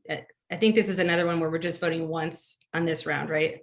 Correct. So vote once on this round for the first seat, And Oh. you get to vote for, we're going to nominate 3 people here, folks. So you get to vote for multiple people over the Did you course start of time. all but over again? Can you start all over again? Let's start all over again. Okay, this is round 1. Vote for only one person. Okay, Mary Feltinsky, Matt and Lauren. So that's 2. Jill Grano. All right, got Rachel, Junie, Aaron. Okay, 3. Julie Schoenfeld, Bob, Nicole, and Mark, and Bob Walker. Tara. So we got 1. Okay. So that means that I believe Bob Walker drops off. I was definitely going to vote for him on a subsequent round, but that's the way the rules work. So, Aaron, I should state that we did amend the rules a bit for the last round, I would say, and we just left everybody who was highlighted in the running for the second and third. For the second seat, yeah. Thanks for clarifying that, Rachel. Right, because we're leaving him off for the first seat, but we can still vote for him on the subsequent seat. Good. So I have my opportunity to vote for him in the subsequent round. Great. So for this first seat only, we've still got Mary, Jill, and Julie in the running. So let's go reverse alphabetical for this vote, I believe. So Julie Schoenfeld. We've got Mark, Nicole, Lauren, and Bob. Junie, are you all right? I'm just wondering, why are we voting on Mary as well when she only got 2? I thought it would be between Julie and Jill. I believe we drop off the lowest vote getter only. Alicia, correct me if I'm wrong about that. I think that is not correct. I think we have to vote on the 2 highest because they did have the highest number of votes. So I'm just going to read, and pardon me if I'm getting this wrong, but from the guidelines that I was sent, it says if the first round of voting does not produce a clear winner, the candidate with the fewest votes will drop from the nominee list and the vote will be conducted again. Okay, and it says this continues until a single nominee remains. Okay. Okay, great. So I think I got that. So I think we're just dropping the lowest vote getter off, and then we'll continue from there. Okay, so Julie Schoenfeld got 4. Jill Grano. Okay, we got Tara, Aaron, Rachel, Junie, and Matt. So that's 5. So looks like the first seat goes to Jill.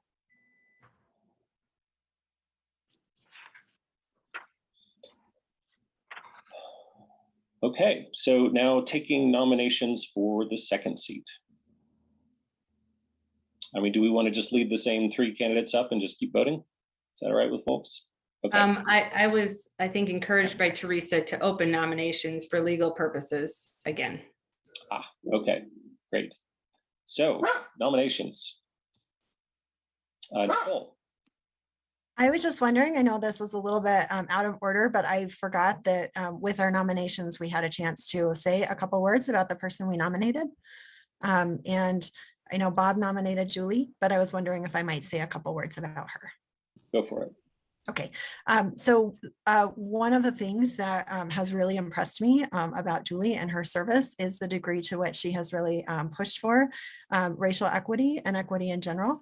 The way that she has kind of leaned on Boulder Housing Partners to do equity training, for example, for the foundation, to appoint residents to the board. I think, she worked on a racial equity plan for, me. This is somebody who has just been a consistent voice for equity. And I greatly appreciate that about Julie. And honestly, her conversational Spanish is much better than mine. I also appreciate that she's working so hard to make herself a better service person to groups in our community that often don't have representation. Thanks for that, Nicole. Did you want to make a nomination as well? No, I was just hoping I could use the time because I forgot that I had the opportunity to speak earlier. Right, Mark? First of all, I want to say a couple words in support of what Nicole has said. I have worked with Julie on the board of BHP, and she is an excellent, excellent member of that organization. However, for this round, I'm also going to make a nomination for Bob Walker, who is an affordable housing developer and probably knows more about affordable housing than anyone in this city, other than perhaps the executive director of BHP himself. He is extraordinarily knowledgeable about the subject, probably has forgotten more than most of us know about the field. So I do recommend him for one of the remaining seats, along with Julie, but this is my formal recommendation for Bob. Thank you. And should we clear the yellow? Because does yellow mean the people nominated in this round? How are we tracking who's nominated in this round? I believe last time we left the folks that had been previously nominated up and offered that if anybody wanted to make additional nominations, we would highlight them as well. Okay, so in other words, we don't need to renominate the people already nominated. Nope. We're just asking for additional nominations. I misunderstood. Exactly. Okay, great.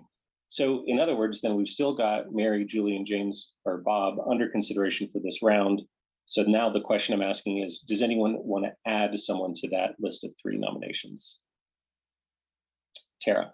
I don't, but I do want to say one thing, if that's okay, Mayor, that can somebody tell me now how many, what is our, how many men versus women we have, or how does the genders look so we can be relatively fair? I'm just curious about that. I actually happen to know this one offhand. Somebody can correct me if I'm getting this wrong. Other than these 3 seats, I believe it is Mark plus 3 women and 2 men. Great. I don't know if you're getting it wrong. I'll check.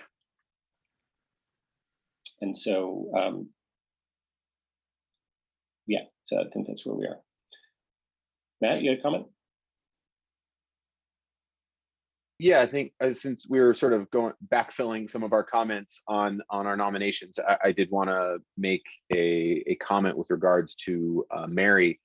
You know, one of the things that we pride ourselves on is having difference of perspective, and what is missing from BHP is a perspective from someone who works intimately and in many ways serves many of the marginalized and lower income people that BHP's mission is driven by, and the medical work as a nurse that Mary does is exactly that. And so having another window into the very residents that BHP serves, I think is really valuable, especially when we think about the residents' needs rather than just building the housing itself, but how to meet the needs where they are with the residents. And I think that perspective is something that's not quite there. And she would really bring that and elevate that on this board. Yeah, and I'll just add a comment here that I want to agree with all the sentiments that are said about the 3 people remaining, and I wish we had 4 seats to appoint to tonight instead of 3. We're very, very well served here. And I just want to say one more thing. I'm sorry. I love the people that are running for this board so much that this pains me to no end. You know who you are, that we have to just pick 2 more. I wish there were 3 more so badly. For sure. Okay, so seeing no additional nominations, I think we're ready to vote for the 2nd seat. Let's see, and Alicia's saying there's 3 females and 4 males, but some of those. That includes the current members, Julie and James. There you go. Thank you. Mm-hmm. Okay, and Alicia, remind me, are we alphabetical or reverse at this point? Now, I was going with the same order for each board that we started with. Now, do we need to change it up with each vote? I don't need to. I'm happy to do the same order for the whole board. So That's what we did last time. We are on alphabetical. Okay. Mary Fultinsky. We got Rachel, Junie, Matt. Julie Schoenfeld. Bob, Lauren, Mark, Nicole, and Tara. So that's 5, and then I'm the Bob Walker vote over here. And so Julie gets the second seat.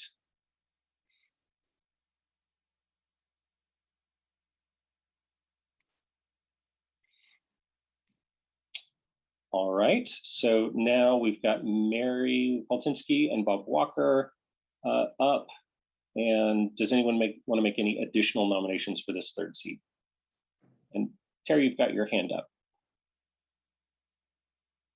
Okay, seeing no additional nominations, we'll go in alphabetical order, I believe, again.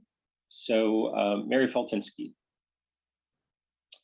We got Nicole, Lauren, Rachel, Junie, Nicole, Lauren, Rachel, Junie, so 4. And Bob Walker. All right, Sarah, Aaron, Mark, Matt, Bob. And that's 5. That was tough. I do wish we could have had all 4. Okay, so that gives the 3 seats go to Jill Grano, Julie Schoenfeld, and Bob Walker. And thanks to everyone who applied. All right, Housing Advisory Board. We've got 2 seats, both 5-year terms, and 7 people who are qualified. I'll accept nominations. Nicole. I would love to nominate Julianne Ramsey. I think I mentioned earlier how thrilled I was that we've had so many younger folks applying to our boards. And I think Julianne is another one of those who's given a lot to our community. And I'm very, very eager for just, for folks to have more opportunities to serve here. So, but again, I think this is a board where we have a wealth of riches. Definitely. Bob. I'd like to nominate Richard, also known as Dick Harris. Dick had served for many years on the board we just appointed to Boulder Housing Partners, and before that he served on the board of Thistle. He probably knows as much about housing as just about anybody in town. Junie? Thank you. I was going to nominate Dick as well. We actually served on Boulder Housing Partner together. He's such a well-balanced person. I'd like to nominate Matt Applebaum. All right, Rachel? Rachel, you're muted. Thanks. Jimmy Howe is my nominee, please. Lauren? And I'd like to nominate Philip Ogren. All right. A lot of nominations here. All right, some great applicants. Okay, so seeing no more nominations, we will go in reverse alphabetical here. So let's start with Julianne Ramsey. We got Nicole, Aaron, Matt, Lauren, and Rachel. Okay, so that's 5. But let's just continue here quickly. Philip Ogren, Jimmy Howe, not seeing any, Dick Harris, got Bob, and Matt Applebaum, Tara, and Junie. Hang on, I don't think my vote was recorded for Dick Harris. Okay, sorry about that. So that's 2 for Dick Harris. Okay, very good. So this one goes to Julianne Ramsey. All right, so then we have, for the second seat, we have nominated Matt Applebaum, Dick Harris, Jimmy Howe, and Philip Ogren. Would anyone like to make any additional nominations? Okay, seeing none, let's go ahead and vote again from the bottom. Philip Ogren. Yeah, Aaron, Matt, and Lauren. Jimmy Howe. Nicole, Rachel, 2. Dick Harris. Bob and Mark, 2. And Matt Applebaum. Junie and Tara. That's 2. Okay, well, I think by the technical. Hold on. I was gonna vote for Richard Harris there. I'm sorry.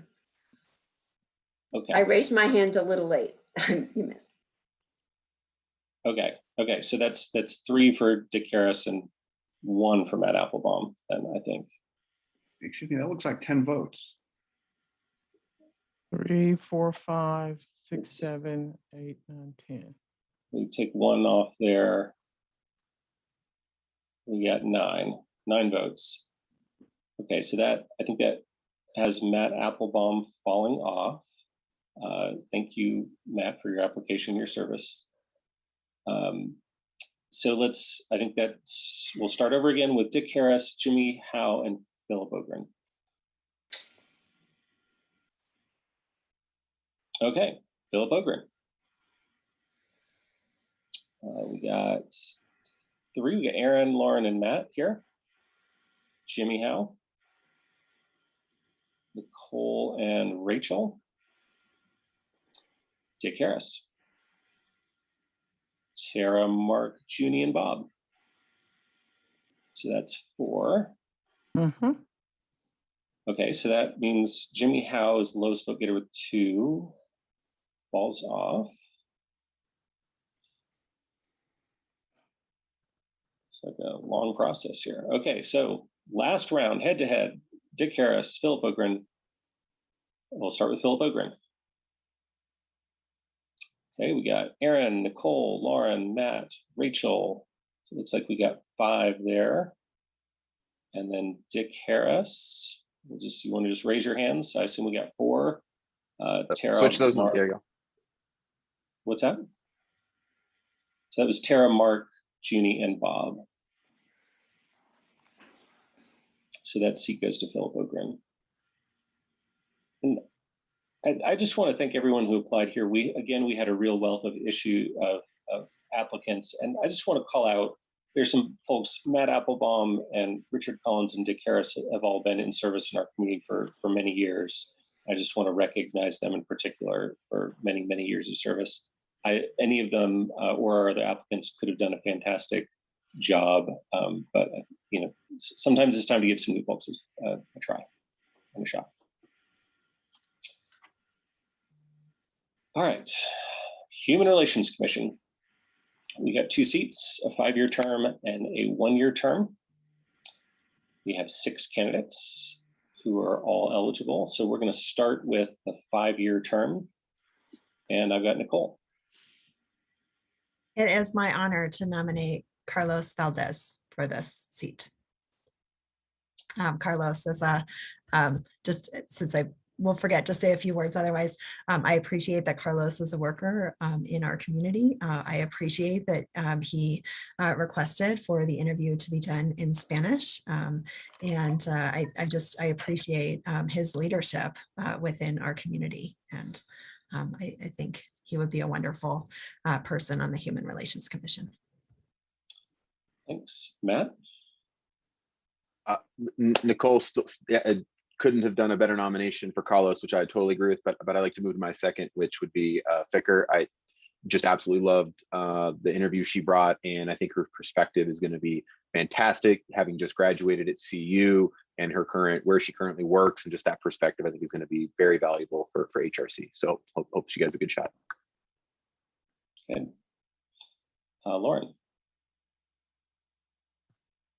And I'd like to nominate Selassie. I think, just how involved he is with so many different organizations in our community, and the focus that he put on programming and activities specifically targeted towards our underserved sections of our community, I think is something that I've heard a lot of desire for in our community. Thanks. Any others? All right, seeing none, then, Junie. I second Lauren, and I second Matt and Nicole as well. We had so many great candidates. I just also would like to nominate Graham Hill because of his work in the community. He worked closely with a lot of these community members as well. Great. And I'll echo the great words people have said about other people. And then while I'm not nominating her, I just want to recognize Liz Morasco's deep work in the community for racial equity. So thanks to her for everything that she's done. She would also do a phenomenal job. Okay, so I think we're alphabetical this time. That is correct, sir. All right, let's start with Selassie Atiasi, and apologies if I get names mispronounced. Hands, we got Lauren and Junie, so it's 2. Graham Hill, not seeing any. Carlos Valdez. All right, we got Aaron, Nicole, Rachel, Bob, Matt. So that's 5. And then Fakir Jacob, Tara, and Junie, I think you already voted. Tara and Mark. So 2. Okay. Carlos wins that seat, and I'll just note the historic nature of his first ever interview in Spanish, and really applaud him for applying, and excited to be appointing him to the board. Okay, so now we have for the second seat, this is a 1-year term. We have nominated Selassie Atiasi, Graham Hill, and Fakir Jacob. Does anyone want to add any nominations to those 3? And Junie, your hand. Oh, there you go. Seeing no additional nominations, then I think we go into voting here. So Selassie Atiasi.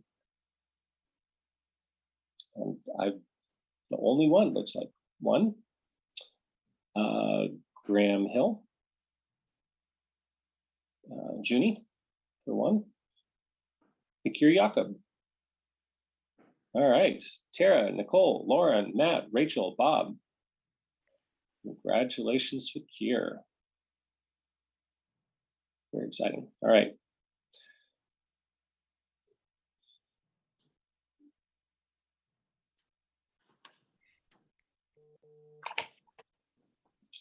Landmarks Board, 1 5-year seat, 2 applicants, both qualified. Take nominations. I feel like I'm kind of running an auction here. This is Chelsea, do I hear Myron? Do I hear Myron? Okay, Lauren.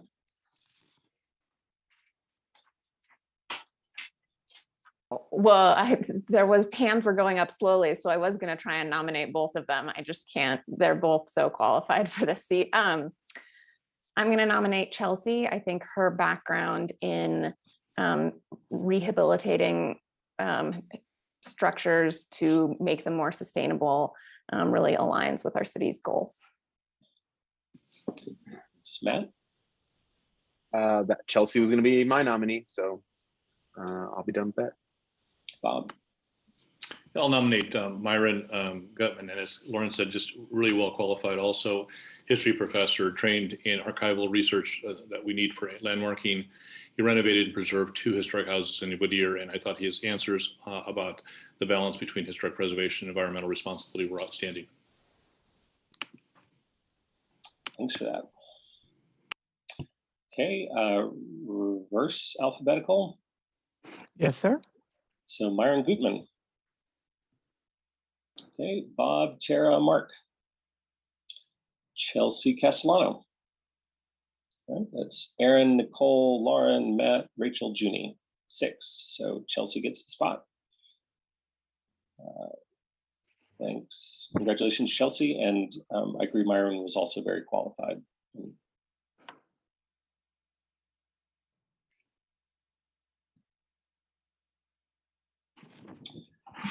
Library Commission.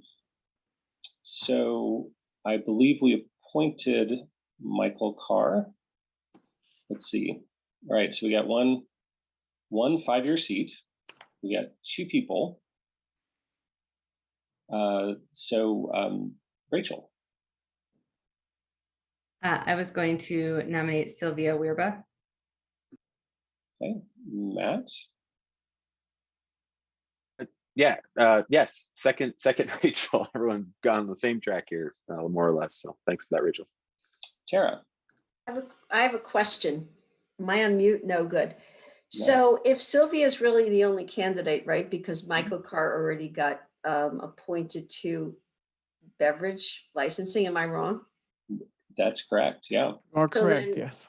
What are we going to do about our only one choice candidate here? Similar to, I loved Sylvia, don't get me wrong, but I just want to make sure that everything is fair is all. I'll just add in a quick comment. I would see consistency would have us keeping this open, would be my thought. Nicole and Rachel? Yeah, I'm just going to echo that. Yes. And again, my hope that we can do this quickly, right? That we're not waiting for a month or two, right? Okay. Rachel? Yeah, well, I raised my hand and then somebody said, Michael got appointed. And that's why I said, well, I was going to nominate Sylvia because I got confused about would we be appointing if there's only one? So I would agree that this is not, I think consistency requires us to hold this open too. So I'll just ask if anyone objects to us also holding this board open for a few weeks to see if we get an additional candidate who would be qualified for the board. Matt? So I don't object. I just to put it out there, I just want to just for Sylvia, she knocked this out of the park. She did great. But I do want for consistency, we do need to move forward. But I want to make sure she's acknowledged for having a tremendous candidate and a phenomenal interview. I'll second that. I mean, as I said before with Lisa Spalding, Sylvia is eminently qualified and had a fantastic interview. And this is in no way saying that she's not suitable for the board, but just that we're looking to make sure that we have at least 2 candidates for every seat. At least for a while, at least do our best for a while to get to that point. All right.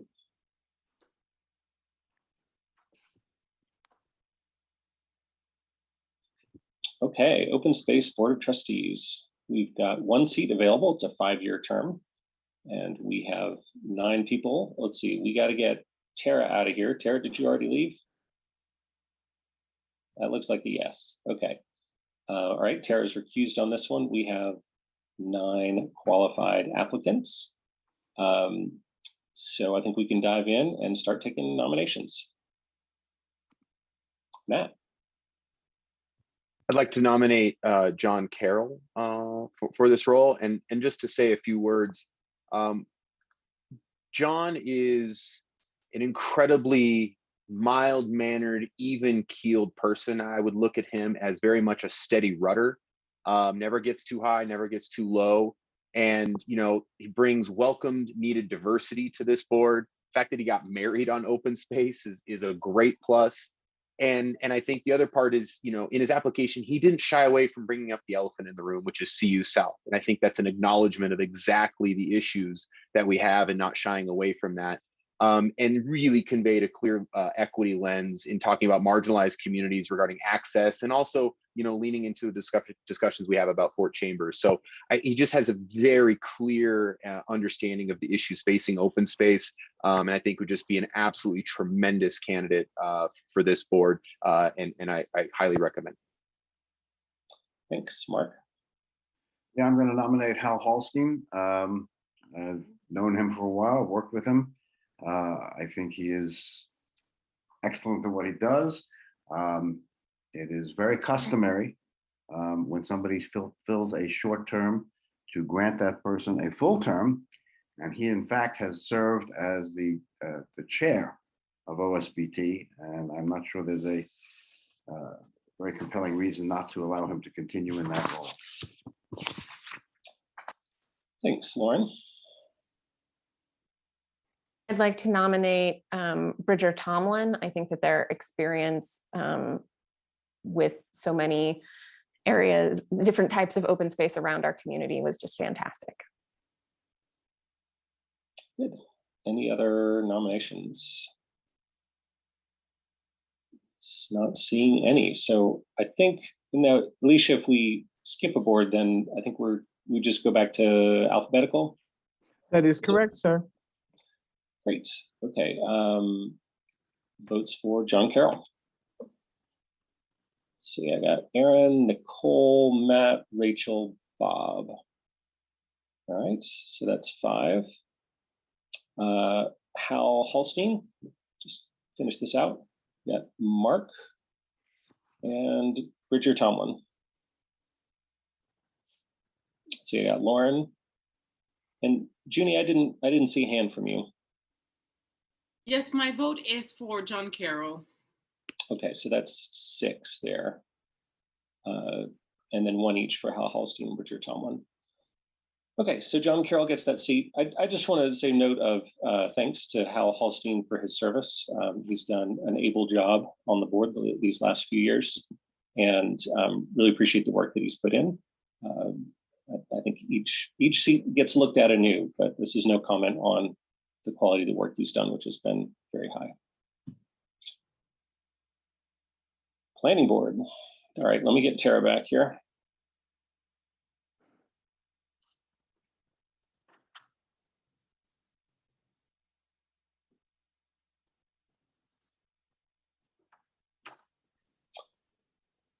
Okay, we'll just hold off for a second while we get Tara back in the room.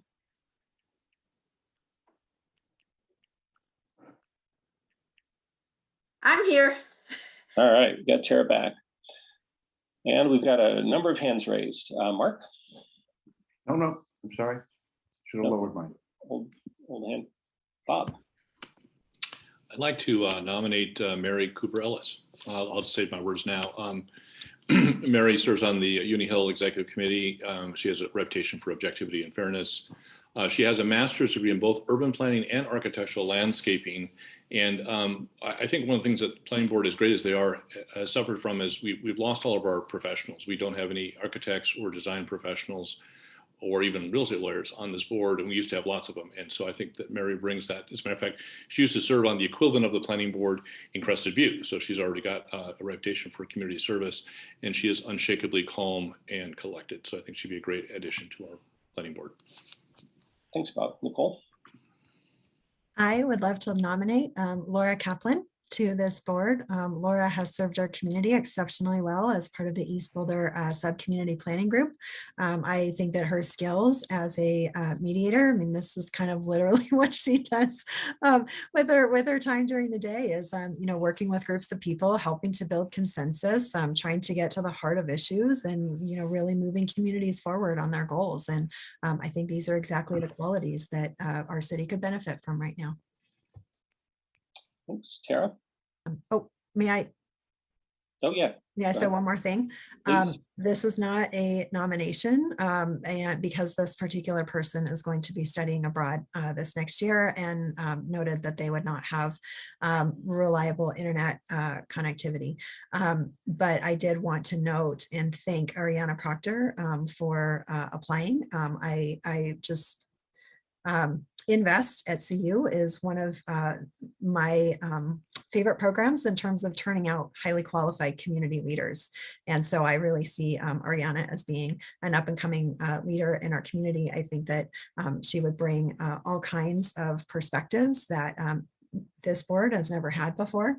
And I just would really love to encourage Ariana, please, when you return to Boulder, please consider applying again, because I was just absolutely thrilled by your application and your interview. You are another one of those young rising stars in our community. And I would just really love to see an application again when the timing fits with Ariana's study schedule. Thanks. Lauren? I'd like to nominate ML. As was mentioned by Bob, I think I was really excited to see architects applying. I think ML, her focus also on alternative and smaller kinds of housing, I think really aligns well with our work plan and what we have laid out ahead of us. Thanks. Rachel? I would love to nominate Mark McIntyre. He's got a breadth of experience and expertise that I won't go into, but I think that we have struggled over my years on council to really build in and just create a framework for ensuring that our planning decisions have transportation community members' eyes on them. So Mark will just like build that into tab. And I think it's also important, as you know, whoever we appoint to the 5-year seats this time, you know, we'll participate in the comp plan discussions. And I think it's important that we have voices who are sort of interconnecting our issues and who are able to kind of work through those hard discussions with strong voices. So I think Mark would be good at those two things. Thanks. Bob, you have a hand up? Well, I was going to nominate another person, Kurt Nordback, but if somebody else, I don't want to hog up the nominations, already nominated one. I just see Junie's hand Junie's hand went down. Well, if no one's going to nominate Kurt Nordback, No, I will. Okay, please. Anybody who hasn't nominated. Me, I nominate Kurt Nordback. He's awesome. Very good. All right, Matt. I can say more than the 2 words from Tara on Kurt. No, yeah, I mean, Kurt has been very active in our community for a lot of years, and in many ways, outside of maybe some of our planning staff, he could probably recite Title IX back to us. And so, you know, I just think Kurt brings a ton of knowledge, and similar to Mark, does bring some crossover understanding of the transportation needs and really trying to bridge that gap. And then so until we more formalize, like Rachel said, more of a greater integration between transportation and planning, having 2 people that come at it from that point of view, I think is going to be very, very useful and very handy for us going forward in the next few years. Thank you. All right, Rachel, is that an old hand? Okay, my only challenge is only having 3 votes. Wait. I want to say one more thing, more than 2 words. Thanks, Matt, for that. He is so dedicated to this community, Kurt is, and he is also dedicated to the planning board. I know that he goes on a regular basis to, I guess, most or all of the meetings, and that is dedication. Yes, yeah. As I say, my only problem here is only having three people only being able to appoint 3 people. This is a challenge. Great folks here. Okay, I think we're reverse alphabetical. So for the first 5-year term, let's start with ML Robles. Okay, let's see, we got 1 from Mark. Kurt Nordback. We got Tara and Junie.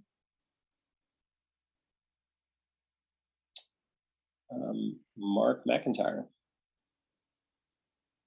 Not seeing any hands here. Laura Kaplan. All right, we got Nicole, Aaron, Lauren, Matt, Rachel, Bob. So that's 6. And I think everybody's already voted, so I don't think there's anybody left who might vote for Mary Ellis. So first seat goes to Laura Kaplan.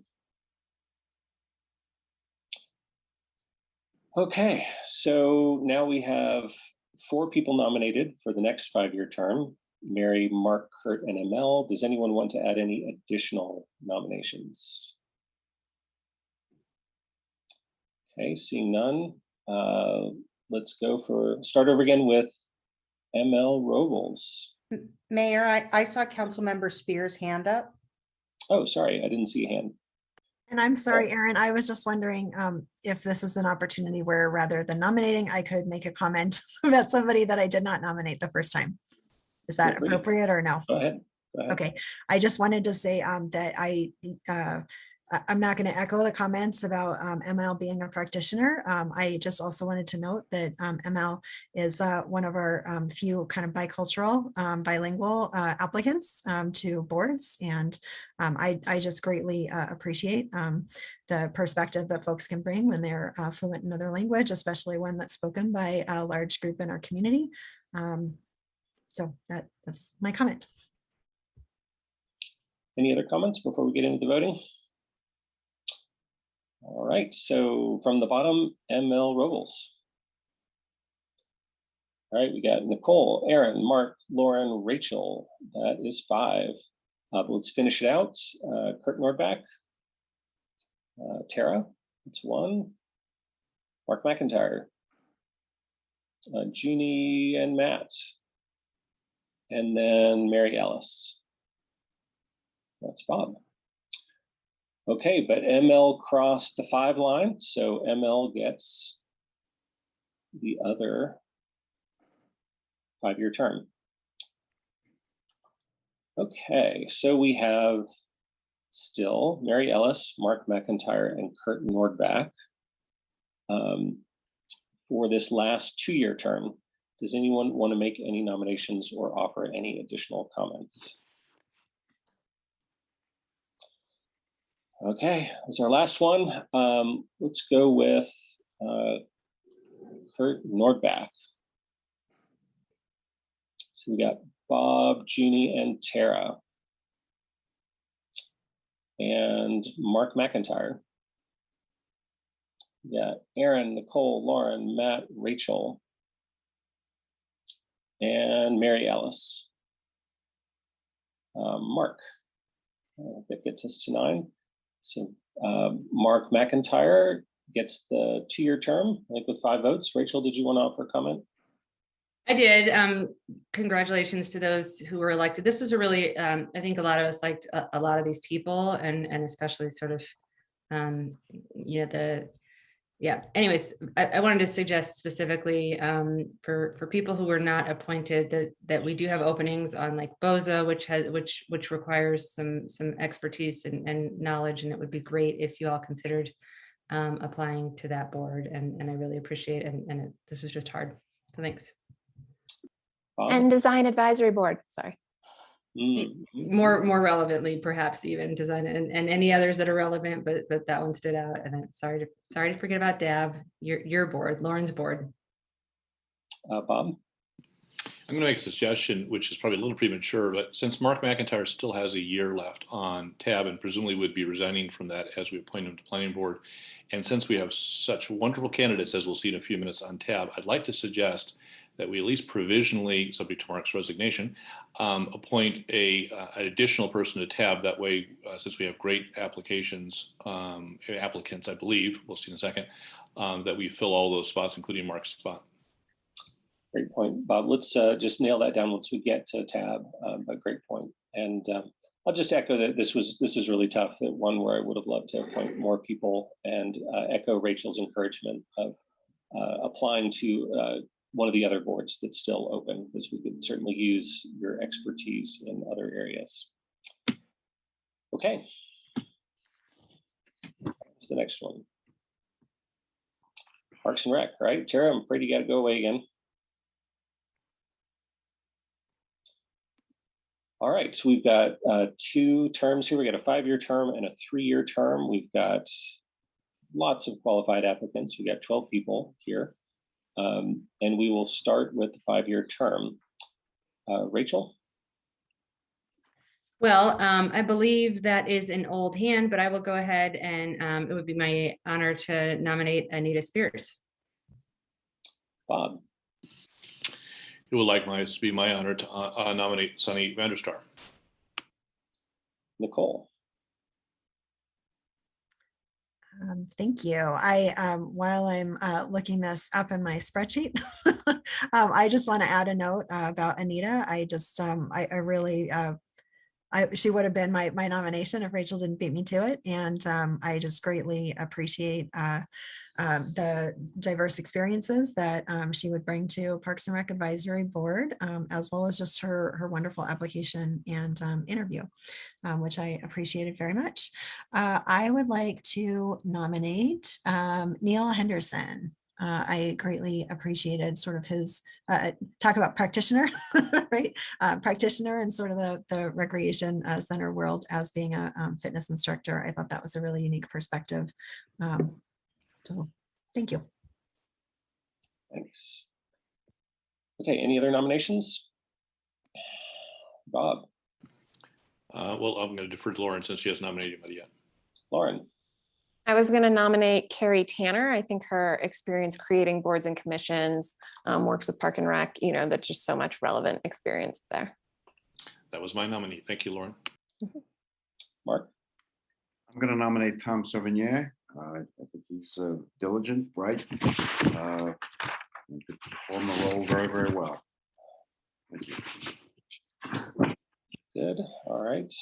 I'm not seeing any other hands. Another case of an embarrassment of riches here.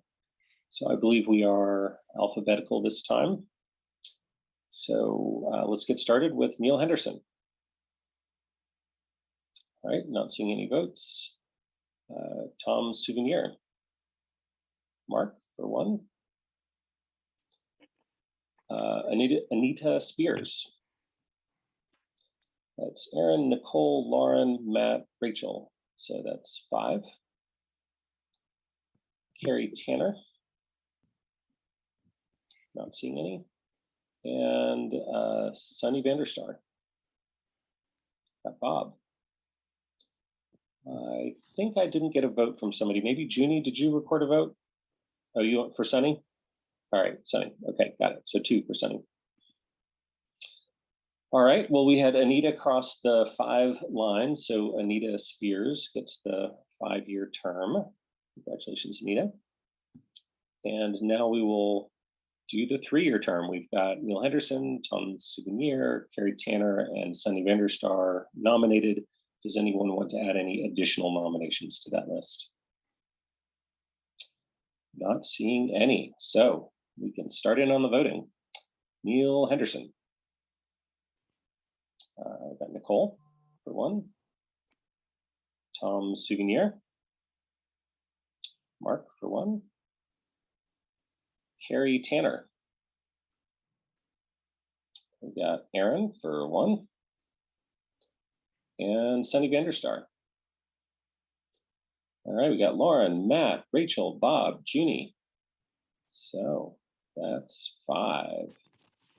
That gives Sunny the 3-year term. Congratulations, Sunny. Okay, another case where it would have been great to have a few more positions.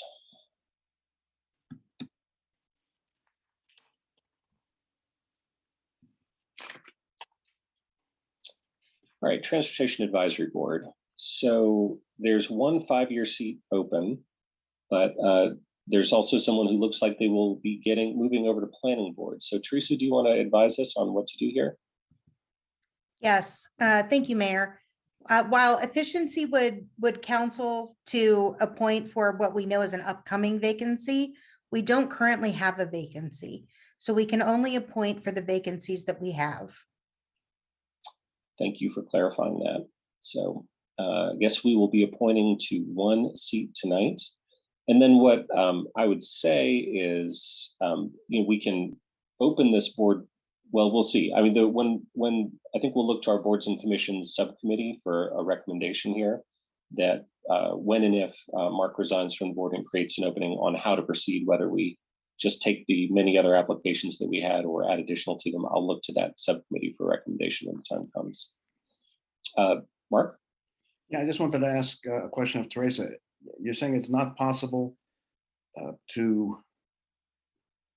we're not appointing somebody if we try to fill Mark McIntyre's thing. Can we not take the will of council as to where we would be if in fact that seat opens? It's not a formal, it's not official, and we can confirm it on consent, presumably, if and when it becomes official. I was going to second that because it seems very similar to what we're doing actually tonight. Sure, members of council, certainly you could express your will here. You could perhaps even go so far as to say who you would nominate if you had a second nomination. However, come the 15th, when you will actually be making the appointment, you'll want to appoint for the currently vacant seats. Okay, that's fair. So I might suggest that we do a straw poll for the second nomination that would not go on the consent on the 15th along with the other ones, but would be that we could potentially use when that vacancy became open, if it did. I would note just one other point, if you don't mind, Mayor, that the vacancy will be different in kind in that it won't be a full 5-year term. And so certainly I wonder about whether there might be additional applicants if there was a different term. Okay, I thought makes sense, Matt. I guess my question is even if we said, here's our preference, if Mark were to like resign, like submit his letter of resignation tomorrow, that seat would effectively open up. And so wouldn't that then just allow us to roll in for consent on next week?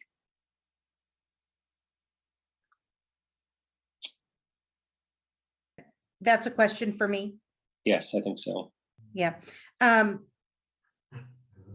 You know, my concern here is that we didn't open up nominations for that specific seat. Or rather, we didn't open up vacancies for that specific seat. And so it's certainly possible that there are community members who are interested in a truncated term, and they've not yet had the opportunity to apply. Okay, fair point. Bob? I'm going to respectfully disagree with our lawyer, which is dangerous because people don't apply for a particular seat. They don't apply for a 5-year seat or a 1-year seat. So no one knew what term that they were getting. And that we've seen that throughout the evening. And so I don't think that there would be someone to say, well, gosh darn, I would have applied to tab. Now I'm going to. It just doesn't make a lot of sense to me. And we're not voting tonight. We're voting a week from now. I'm going to guess that Mark would be happy to submit a resignation tomorrow, and the position will be open by the time the consent agenda comes next week. I'd like to do the straw poll tonight for Mark's position. Mark? Yeah, somebody called up Mark right now, he'd probably resign on the spot. And further to what Matt was saying, I it's just trying to minimize the process a little bit. And getting an indication of where we're going to go with his seat when it becomes available sometime between 10 minutes from now and tomorrow at 10 o'clock. He's obviously going to take the planning position. So I would vote for a smoother process. Okay. Should we ask him to call in? Just kidding. Well, actually, he is texting and saying, can I be of help and send in my resignation right now? And would that be helpful, Teresa? So Mark McIntyre, if you're still watching, please resign. That would certainly address some of the issue. I think our city clerk also has something to add to the conversation. But before she does, I'll say, obviously, I advise and you all decide. And, I respect the will of council. And then I had one more thing, but I'll wait for Alicia. Okay, Alicia? Thank you, Council. I just wanted to note that Mr. McIntyre's term, or whoever you appoint to Mr. McIntyre's term, in case he does resign, would only be until March 31st, 2023. So it would be a 1-year term. Yes. Just wanted to make sure you knew that. Thanks for clarifying, Alicia. So I would suggest that we go ahead and straw poll for both the 5-year and the 1-year term. And assuming Mark's official resignation comes through before next week, to just go ahead and do this, because we do have a great deal of applicants who are quite qualified. And I thought Bob made a good point about people applying to a seat rather than a term, most likely. Rachel, did you want to add to that? Well, just it seems like sometimes in the past we've had, openings and we've just said, like, let's just go back to the people who already applied and invite them, like, ask them if they're still interested, right? So like that, we could just sort of commit to that now, right? Like we will go back to this pool of applicants and say, hey, were you still willing to be considered? And especially the person that straw polls as the person would like. If that's legal, then that seems like it also fits with some stuff we've done in the past. Yeah. We have in the past not reopened applications when a board opening came pretty quickly, and we had additional applicants in the past. So we do have precedent for that. Okay, so I'm going to go ahead and take the straw poll on both seats. It seems like that's the will of council. I've been seeing a fair amount of nodding heads, and then we'll just check in with our lawyers about how to approach it for consent next week. All right, so 5-year term, and I've lost the thread on alphabetical versus. Well, first let's take nominations. We got a lot of great applicants here. Mark. Yeah, I was one of the 2 members of council who was sitting in on these interviews, and one individual really just stood out tremendously to me, and it was Megan Richer. She works for a global mobility company, VIA. She's got an extraordinary background in the field. She's worked with underserved communities, as a transit advocate. And I just, there were many good candidates here, but I just found her to be sort of a head and shoulders above everyone. Thank you. Thanks, Matt. Thanks, Aaron. And Mark, thanks for your nomination of Megan. I absolutely love her nomination as well. But I do want to nominate Rebecca Davies. You know, as much as I thought she was really an amazing candidate, but furthermore, I think that it's about she had just a clear understanding, both in what she wrote and her interview, of the issues and a path forward really for us to truly achieve Vision Zero, which we're going to be talking about later tonight. So I think she knows the issue of the hour and what we need to do, and really understanding that safety is a limiting barrier for more people using alternative modes of mobility in our community. So really liked and thought that Rebecca was just really strong. So I think she's going to be a tremendous candidate. Rachel. I was actually going to nominate Rebecca as well. So I will instead nominate, or additionally nominate, Maria Trini Willerton.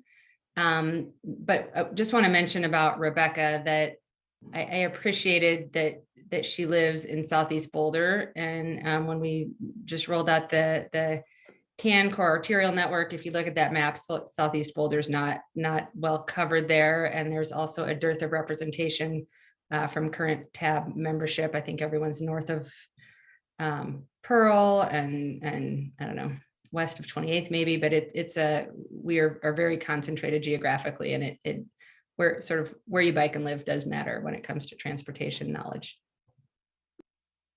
Junie. Thank you. I would like to nominate Stephen Haydale.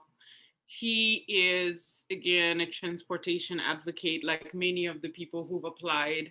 And I think as well, Stephen's been applying to boards since I've got on council 2 years ago.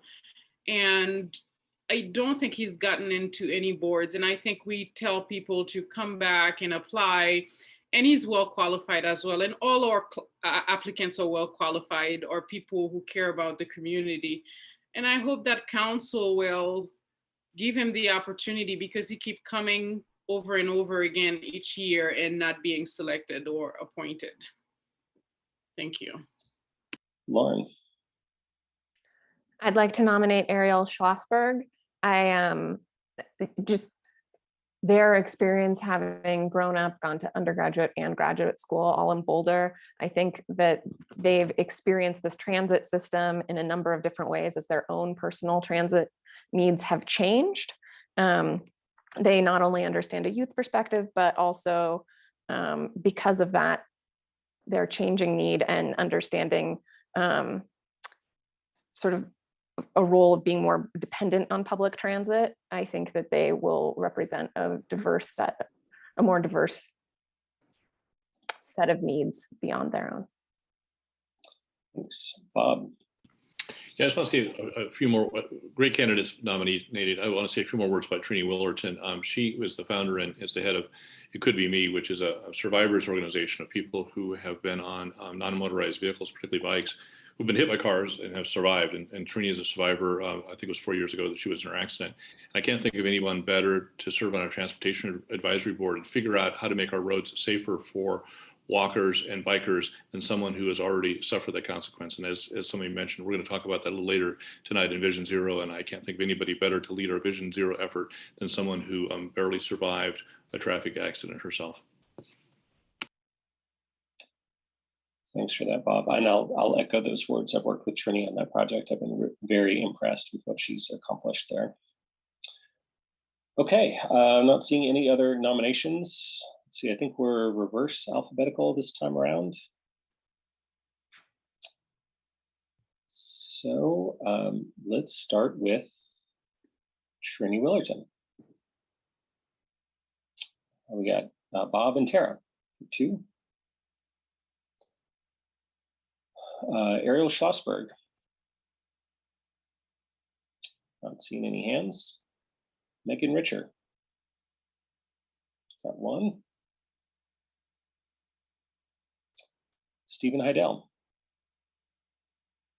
Junie for 1.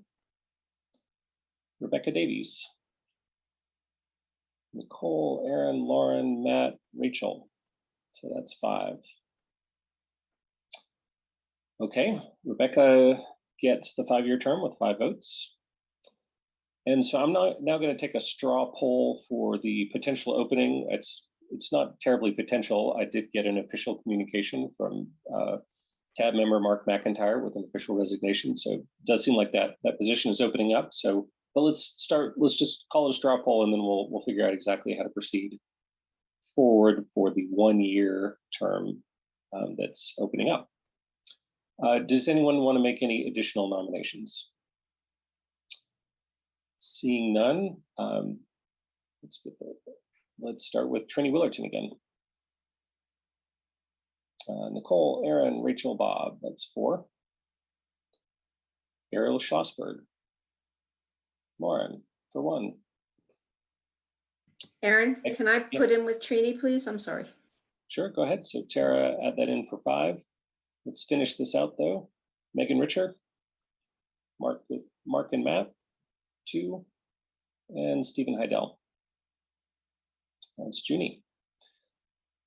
Okay, so Trini has the 5 votes in the straw poll for the potentially new open seat here.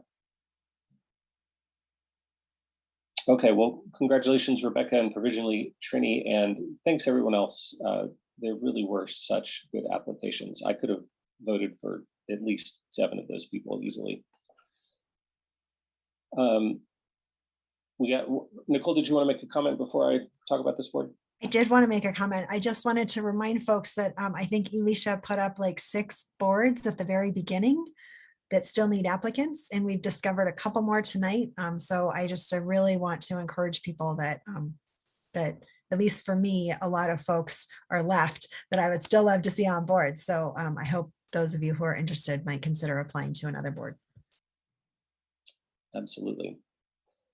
Okay, last board of the night, Water Resources Advisory Board. Last but definitely not least, very important board. We've got a 5-year term and a 4-year term up for grabs here. 5 applications, and let's take nominations. Tara, you're muted.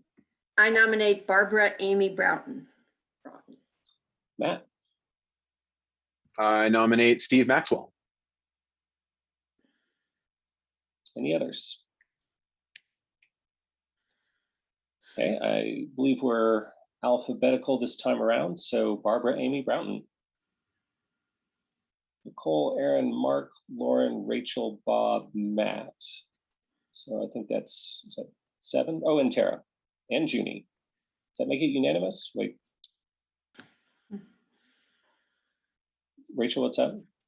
Well, just making sure it's okay that they're in reverse order of time. Like I was wanting to vote for Barbara for the 5-year seat, even though the top one's the shorter term, but I assume we were voting for the 5-year seat. We're voting for the 5-year term. Yes, this is voting for the 5-year term.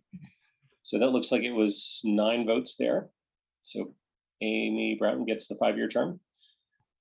All right, so we've got one more term, 4-year term. We have Steve Maxwell nominated. Would anyone like to add any additional nominations? Okay, seeing none, we're closing this out with an easy one. Steve gets it. Okay, that's it. Well, I want to thank everybody. That was a little challenging. I don't remember ever having that many process questions come up in a boards and commissions nomination.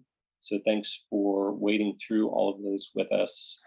Appreciate all of your votes and your comments. Bob? Yeah, I want to follow on the comments that Nuria made earlier at the very beginning of the session. And I think both Nuria and then council last week acknowledged the great work of staff, particularly Alicia and John and Pam and Taylor for all the hard work. But I want to acknowledge the committee, which was Tara and Lauren. I know this was so hard and so time consuming, way more than ever before. But I think you guys came up with a really great process. And certainly some things we can improve on next year. But this is my 7th time of doing boards and commissions. on a scale of 1 to 10, this is a 9, and all the others were 2s and 3s. So you guys just really rocked on this one. You made this so much better, and I think it was much more meaningful for the applicants, where they could spend quality time with council members and have some exchange and back and forth. And so I really appreciate, Lauren and Tara, what you've done to this process, and I think it's something we can build on for future years. Well said. Rachel? Echo all that, and would just add that I think tonight itself went smoothly as well. So thank you to staff for that. And also, Erin, I thought you did a really good job. Like, this has never been sort of as painless and efficient. So good job to everyone who was nominating, and to you for shepherding that. Appreciate that. Thanks, Rachel. Elisha? Thank you all for your patience as we maneuvered through the new process, but I just wanted to give you the notification that Mr. McIntyre has submitted his resignation, and I have asked him for an effective date, and I'm pretty sure it will be immediately. So we can close that circle. Great, thank you for that. Matt? Thank you. What Bob and Rachel said were spot on. And the one thing I'll add is, one, having staff participate to me was also a major added benefit. I know that hadn't been done before. I really valued being able to check in with them, because at the end of the day, they check in and work with the boards and commissions far more than we do. And I thought that was really value added. And then also, just to give credit to Tara and Lauren, as those of us that are new council members, to just get thrown into the weeds of a big process pretty early on when we're still learning everything else, and to really do a great job. My hat's off to you guys. You did a great job. So thanks for really knocking it out, and just sets us up for great success down the road. So thank you. Well said. Junie? Thank you. I just want to say this was an interesting experience. I did feel that the interviews were much more personal than the one we've had with, the panel of 9. So, that part I find very exciting. And I felt a little bit more ownership, because I had to sit there. I had to just have this one-on-one conversation through Zoom. So all in all, I'd say that was an interesting experience. Is it better than the year before? I'm not so sure. I think, I'd be happy to, get an overall perspective from staff, whether, the number of applicants have improved, whether Zoom has really improved the process when it comes to accessibility and equity. But, I think all of us put a lot of work. I spent hours listening to these videos, and I know a lot of my colleagues have as well, and staff as well put in a lot of work night that we spent together. So I think that was really overall a great experience. Of course, it's an experience that can probably be improved on, but overall, I'd say thank you to all of you. It was truly a tremendous experience to be on the other end now, seeing all the appointments. Thank you. Thanks, Tara. Did anybody thank Pam Davis? I'm just making sure. I was about to, but you go ahead. We can't forget Pam. She was incredible. I would say she was awesome, but probably Matt would tell me to use a different word. Remember the last time I said they were awesome, Matt? Anyway, I do want to say that it was an incredible experience. First of all, Lauren and I got to know each other, and we had a really good time. So thanks, Lauren. But I think what I will say is the hardest part about it was that you get to know people really well when you're interviewing them and also watching them. So for me, it made the pain of not picking those that I now love really intense. I want to go out to coffee with people. So you're going to see me reaching out to people, a lot of the people who applied. And again, I just want to know that it was incredible meeting you all. Everybody was special. And I wish we could have voted for way more people. We would have done it. It made it a lot harder, I think, in that way, but also a really special experience. Thanks, Nicole. to echo everything everyone else has said, and just really give a shout out to our community for stepping up, for taking the time to apply for these boards, especially with a new process. It was just such a joy to meet every one of you through either your recordings or the Zoom interviews. And I wanted to just give a special shout out to all the Gen Z folks who stood up, the younger millennials as well, just for really getting involved. I certainly was not even thinking about that when I was your age, and we need you desperately. Clearly, we need all hands on deck for the times that we're in. And so just from the bottom of my heart, thank you to everybody who stepped up and tried something new for this cycle. I just so grateful to all, be in community with all of you. Thanks, Lauren. I just wanted to say thank you both to applicants, to council, to staff for sort of going with us on this experiment. I think that we've certainly learned a lot. There's things that worked really well, things that can be improved on, and we look forward to taking what has worked and making it better for the next time around. Thanks, Rachel. No, okay. Old hand, sorry. All right. Well, so I'll just, I just have to add my own thanks, first of all, to the community members who applied. Such an abundance of talent and creativity in our community. And I'm really excited to get the people that we appointed tonight on board, and really disappointed about a lot of the people that we didn't appoint. And like Tara said, there's a real sadness mixed with the excitement of the new folks, because there are so many talented people that we didn't have spaces for. So I hope many of you will apply again next year and a future year. And just the enormous thank you to city staff working on this process like this. This was a very heavy lift that was put upon you. Alicia, John Morse, Pam Davis, Taylor, you all worked so hard, and you brought this process to a successful endpoint. And then Tara and Lauren, I know how many hours that you put in on this. So huge kudos and thank you. And I'm sure we'll take some lessons learned and make a few tweaks, but we got here, and now we're done. And congratulations, everyone. So yay. And I think we can move on and wrap up now, if that's all right.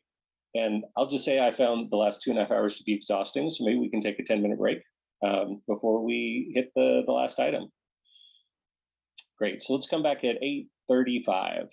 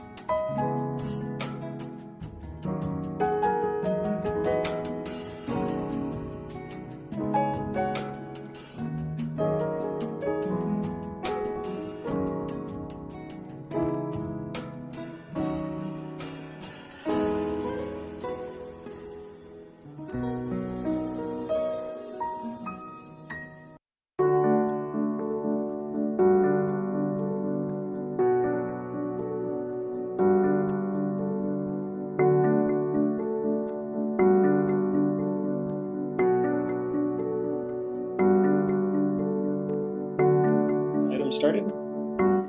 Thank you very much. I'll make this very brief. I know that council has been having a great interest in both the Zero and the 20 is Plenty report. And with that, I will turn it over to Devin Jocelyn, our principal traffic engineer. Very much, Erica.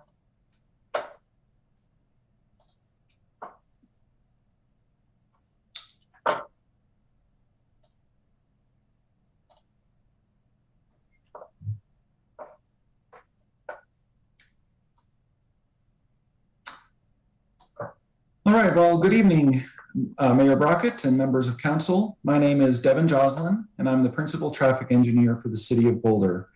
And I'm pleased to be here tonight to present an update on the Safe Streets report and 20 is Plenty. And I'll reiterate that 20 is Plenty was a council priority that was implemented in 2020. So there are four main things that I'd like to talk about tonight. The first is to present key findings from both the Safe Streets report and the evaluation of 20 is Plenty. The next thing is to show how this work relates to the core arterial network and highlight projects that are already underway on arterials. Next, I'll discuss our approach for updating the Vision Zero action plan, which is a key work item for our Transportation and Mobility Department this year. And finally, I'll go over next steps in terms of finalizing work on these two projects and outline anticipated council interaction on the Vision Zero action plan, as well as the core arterial network. This slide highlights the key findings and trends from the analyses conducted on the 2018 through 2020 crash data. And the key findings remain the same as presented to you in December, so I won't spend too much time pointing these out again. What I do want to point out is that total crashes per year have been trending down since 2016. Severe crashes have remained steady in general since 2016, ranging between 55 to 60 severe crashes per year, except for 2020, which of course was impacted by the COVID-19 pandemic and had 38 severe crashes. Our areas of concern remain largely the same as the prior Safe Streets report and involve crashes involving bicyclists, pedestrians, people speeding, people making left turns, as well as crashes involving older adults, those that are 65 years and older. And you'll see down at the bottom a key point there that I'll emphasize throughout this presentation, and that is that 65% of our severe crashes occur on our arterial roadways, yet those roadways make up just 16% of our centerline miles within the city. So in terms of the 20 is Plenty evaluation, the key findings are listed on this slide, but there are three other points that I'd like to make here. Again, local streets make up 54% of our centerline miles and account for just 11% of our severe crashes. Well, as I mentioned on the previous slide, arterials account for 16% of our centerline miles and 65% of our severe crashes. And I do just want to point out there that centerline miles measure the length of a road or highway, regardless of how many lanes it has. But what we found is that despite the results of the evaluation, local streets continue to generally not exhibit speed-related crash patterns, as was shown in our Safe Streets report. And the key findings support that the methods to reduce speed that were proposed within the evaluation should be balanced against other priorities and implemented over time as part of a comprehensive Vision Zero strategy. And this is something that the Vision Zero action plan will aim to address. I wanted to highlight on this slide the relationship between where crashes are occurring within the city as compared to the core arterial network. And what is evident, again, is that not only are most severe crashes occurring on arterials, but crashes in general, even those resulting in property damage only, tend to occur more frequently on arterials. And you can see the correlation there between the map of total crashes within the city for the period that was analyzed within the Safe Streets report to the core arterial network on the right-hand side of the slide. And then again, here, these are some key points as to how these two studies relate to the core arterial network and next steps that staff intends to take. Again, most of our speeding crashes, particularly those that result in severe crashes, occur on arterial streets. And we found that programs to address local streets require extensive community engagement and staff time. And it's not to say that projects and programs to address arterial streets require less time, engagement, or staff time, but that the highest benefit cost ratio in terms of potential crash reduction can be achieved by focusing on arterial streets. And I wanted to highlight that there are many projects along arterials that correspond to the core arterial network that are already underway. Of the 13 projects identified in the core arterial network, 6 are already underway, 5 of which will start construction in the next year or two. And those that will start construction are 28th Street, 30th Street vertically separated bike lanes, Iris and 15th, 28th and Colorado, the East Arapahoe multi-use path, and the Gun Barrel Valmont multi-use path.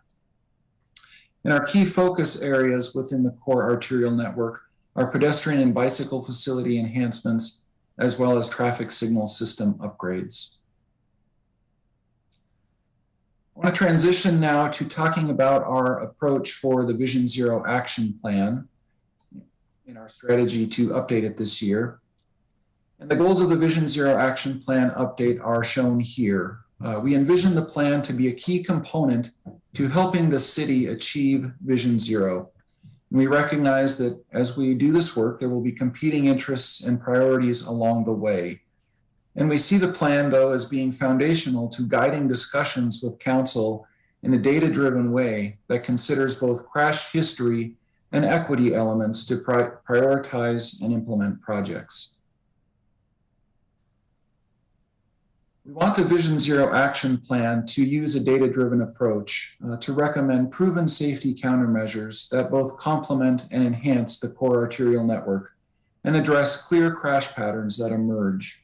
And we plan to implement proven safety countermeasures that address both reactive, that is to say, address crash patterns that we've identified through the data analysis, as well as proactive, that try to get out in front of crashes occurring by identifying systemic or risk factors along our streets and aim to address them before crashes occur. So in terms of next steps, there are 4 that you can see listed here. Really, we'd like to wrap up work and finalize the Safe Streets report, as well as the evaluation of 20 is Plenty.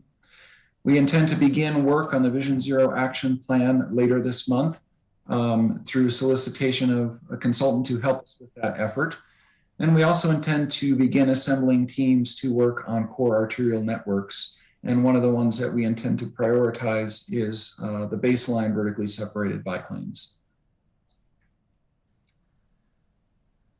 And with that, we had 3 questions for council tonight that were in your packet. What feedback does council have regarding the draft Safe Streets report, 4th edition 2022? What feedback does council have regarding the 20 is Plenty evaluation?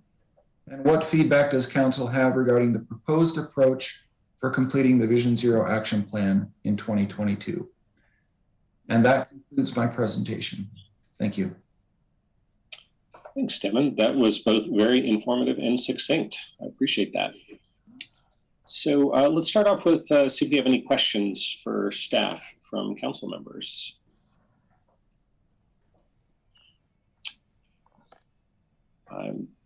See, okay, there you go, Matt. I was kind of waiting to see who else was going to jump in, so I might as well. I guess I'll break the ice. For one, thank you, staff.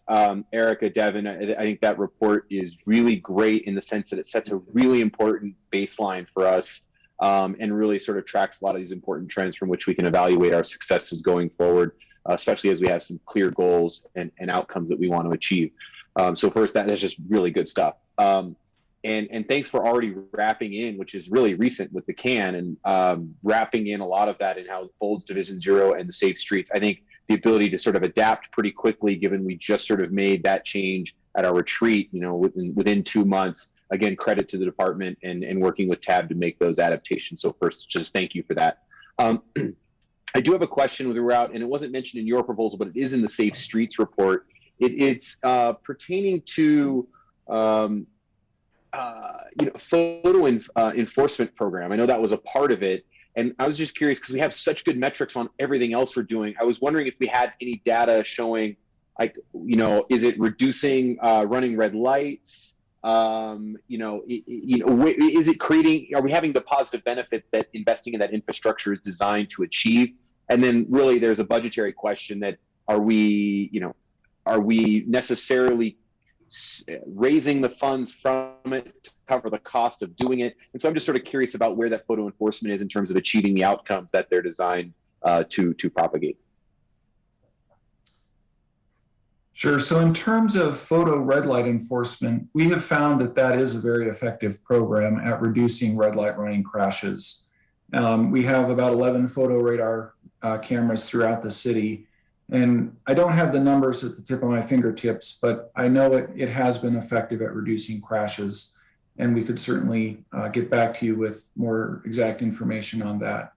In terms of the photo radar van enforcement, again, I don't necessarily have numbers on that we can directly attribute to crash reduction.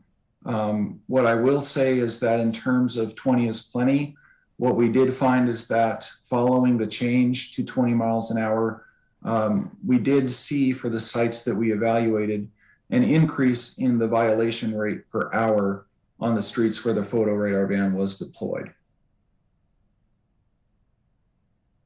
Thank you for that. Nicole.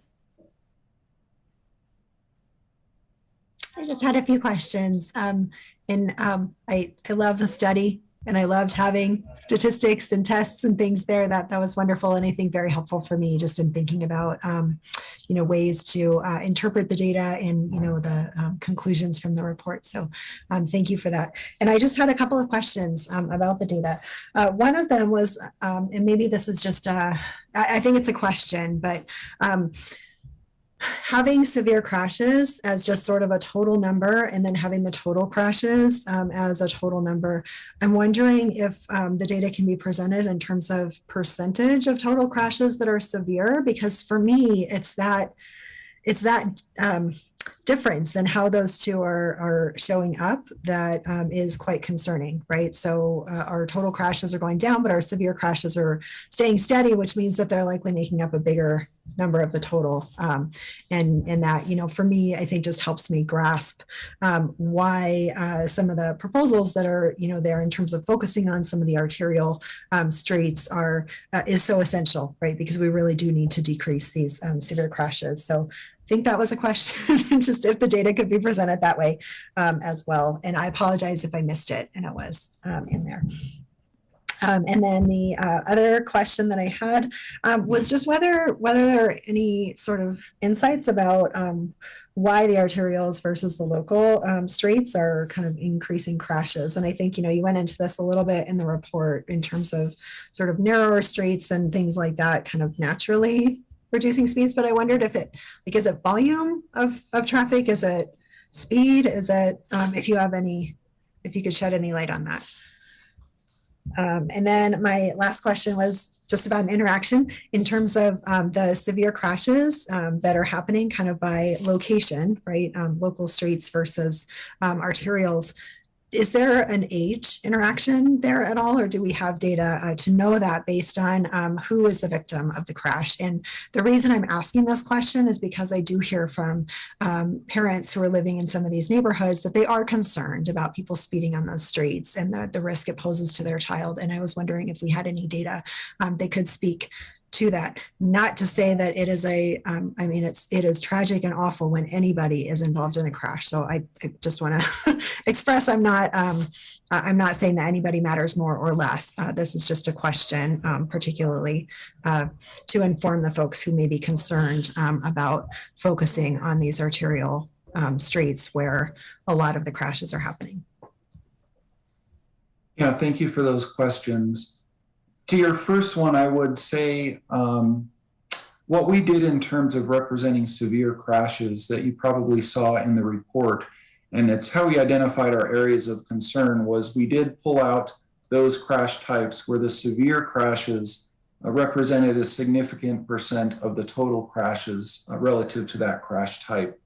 So in terms of cyclists, for example, we saw that a lot more crashes involving cyclists result in severe outcomes compared to the total number of crashes. So we did present the data in that way. But I hear you in terms of what you're saying as far as understanding how the severe crashes have changed in relation to the overall total. So that is something we can take a closer look at. To your second question, I would say that the arterial roadways certainly are our busier roadways that do have higher speeds. And of course also have just a higher number of lanes, right? So there's a lot more opportunity for conflict and interaction between modes at those locations. And we also found within the report that it's our signalized intersections as well where most of the conflicts occur and crashes are happening. So those are going to be some of our areas that we emphasize moving forward in the Vision Zero action plan to try to identify the best ways to mitigate crashes that are occurring in those areas. And then to your third point, we did a fairly detailed look at age ranges in the report that you probably saw, although I don't think we did the exact analysis that you're referring to try to correlate crashes that are occurring on local streets attributed to speeding, looking at the age of the victims of those crashes. So that is not something that I don't believe we have done, but it is something that we could do with the data that's available to us from the crash records we have. What I will say, though, that you probably also saw within the report is the trend that older drivers have been involved in more crashes recently within the city. And then as well, there's some pretty obvious trends in terms of impaired driving. And it's pretty evident who is often most at fault in those crashes involving impaired drivers. And there's ways to certainly develop education campaigns that can target those specific audiences as a way to try to change those behaviors. Yeah, thank you. Yeah, and I think, I was just trying to get at the sort of victims of crashes when it's not the person driving the vehicle, right? When it's a pedestrian or cyclist. I think oftentimes in these more local roads, those are the folks that people are thinking of are little kids and things. And I just am wondering if there's any kind of reassurance for the parents that we're not ignoring anything there, really just trying to focus on where the spots are in our community that are creating the most risk to everybody.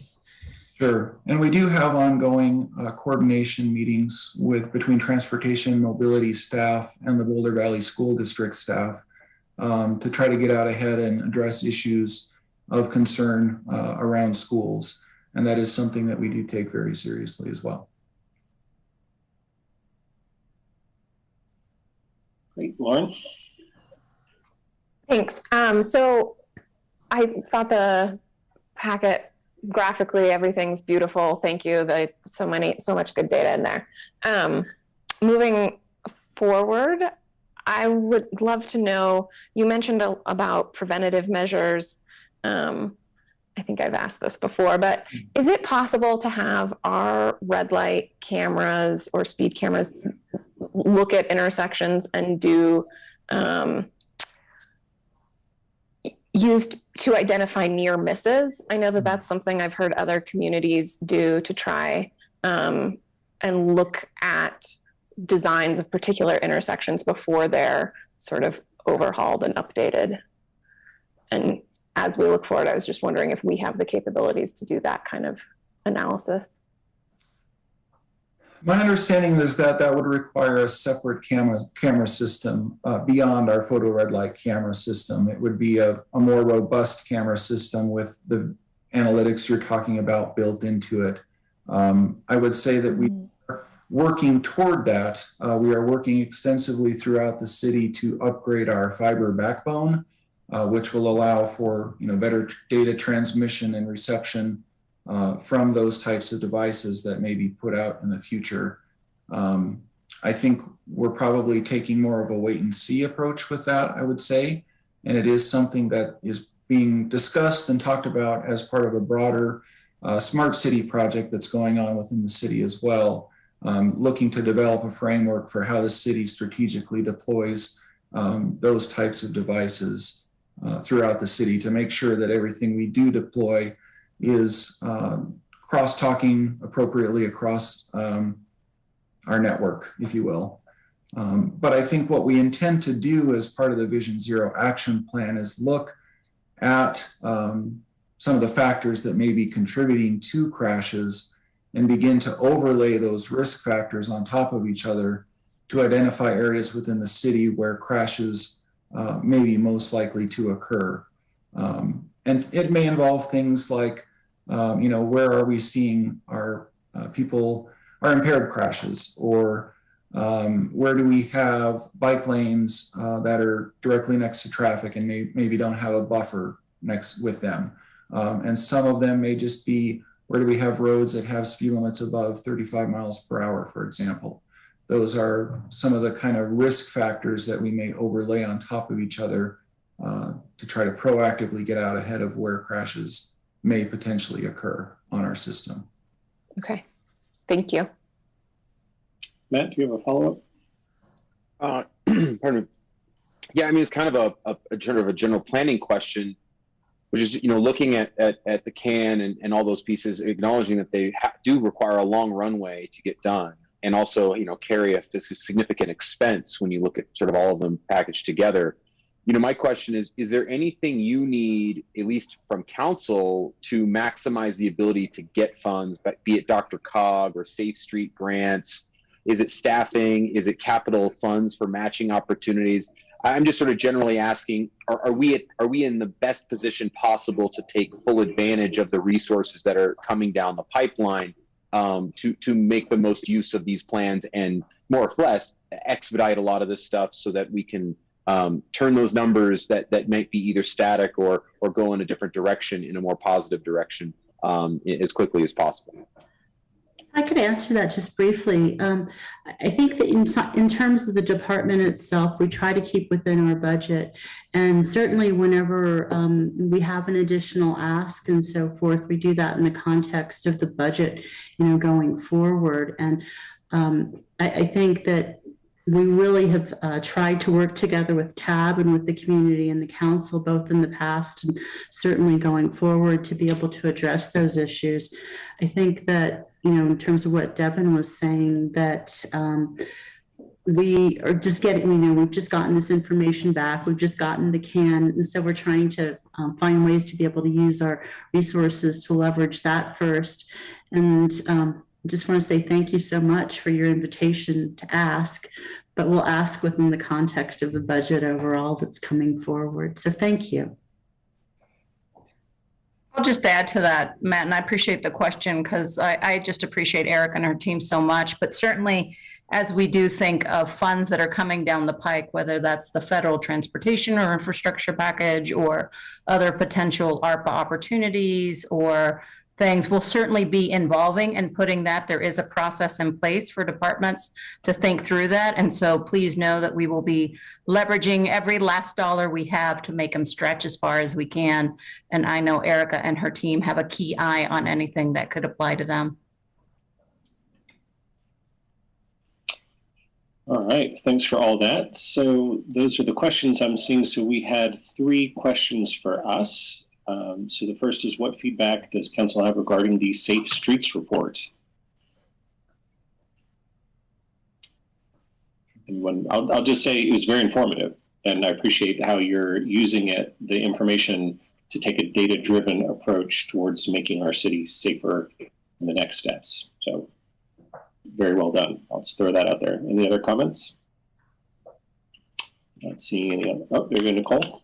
I was just going to say ditto. I really, really appreciated this. Very informative, and I love the data-oriented approach. Thank you. Next is feedback on the 20 is plenty evaluation.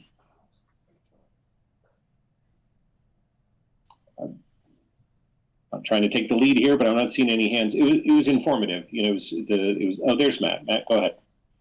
No, go ahead, Aaron. You started. Let you roll. You might take exactly what I was going to say. So go for it. Well, it was informative. You know, it was, again, appreciate the data-driven approach. So we've learned about what effects it had, and again, I think everything keeps directing us towards making our core arterial network safer. Right, like that's where the injuries happen, and that's where the major investments need to be made. So this is a piece of it, I thought. Matt and then Nicole. Yeah, I mean, I think the question is hearing about Oregon and Washington and that they've had sort of similar results as we have had. My question is there a timing issue? I mean, we're still pretty fresh into making that adaptation, and is some of this just habituation and habit forming that needs to take time in order to sink in? And have some of those communities done this for long enough that maybe habituation isn't it, and it needs to be more prescriptive solutions to drive that change? So I'm kind of wondering where those changes might rely in trying to get out of it isn't having a statistical or significant impact in reducing speed. So I think what we found in terms of those peer cities is that they had done their evaluations, I would say, within a fairly similar timeline to us doing ours. They didn't wait, years after doing it. It was within 1 or 2 years, I would say, of doing the change that they had also done their evaluation.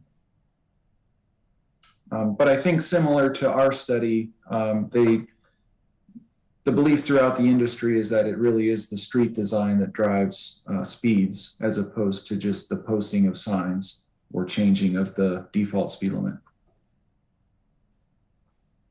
Nicole? This is a little nerdy, but I just wanted to say how much I appreciated that there was a line about how the photo radar may have influenced the kind of had that interaction effect, right, with the signs. And I just wanted to commend you for kind of going down that path and, looking into that as a possible explanation.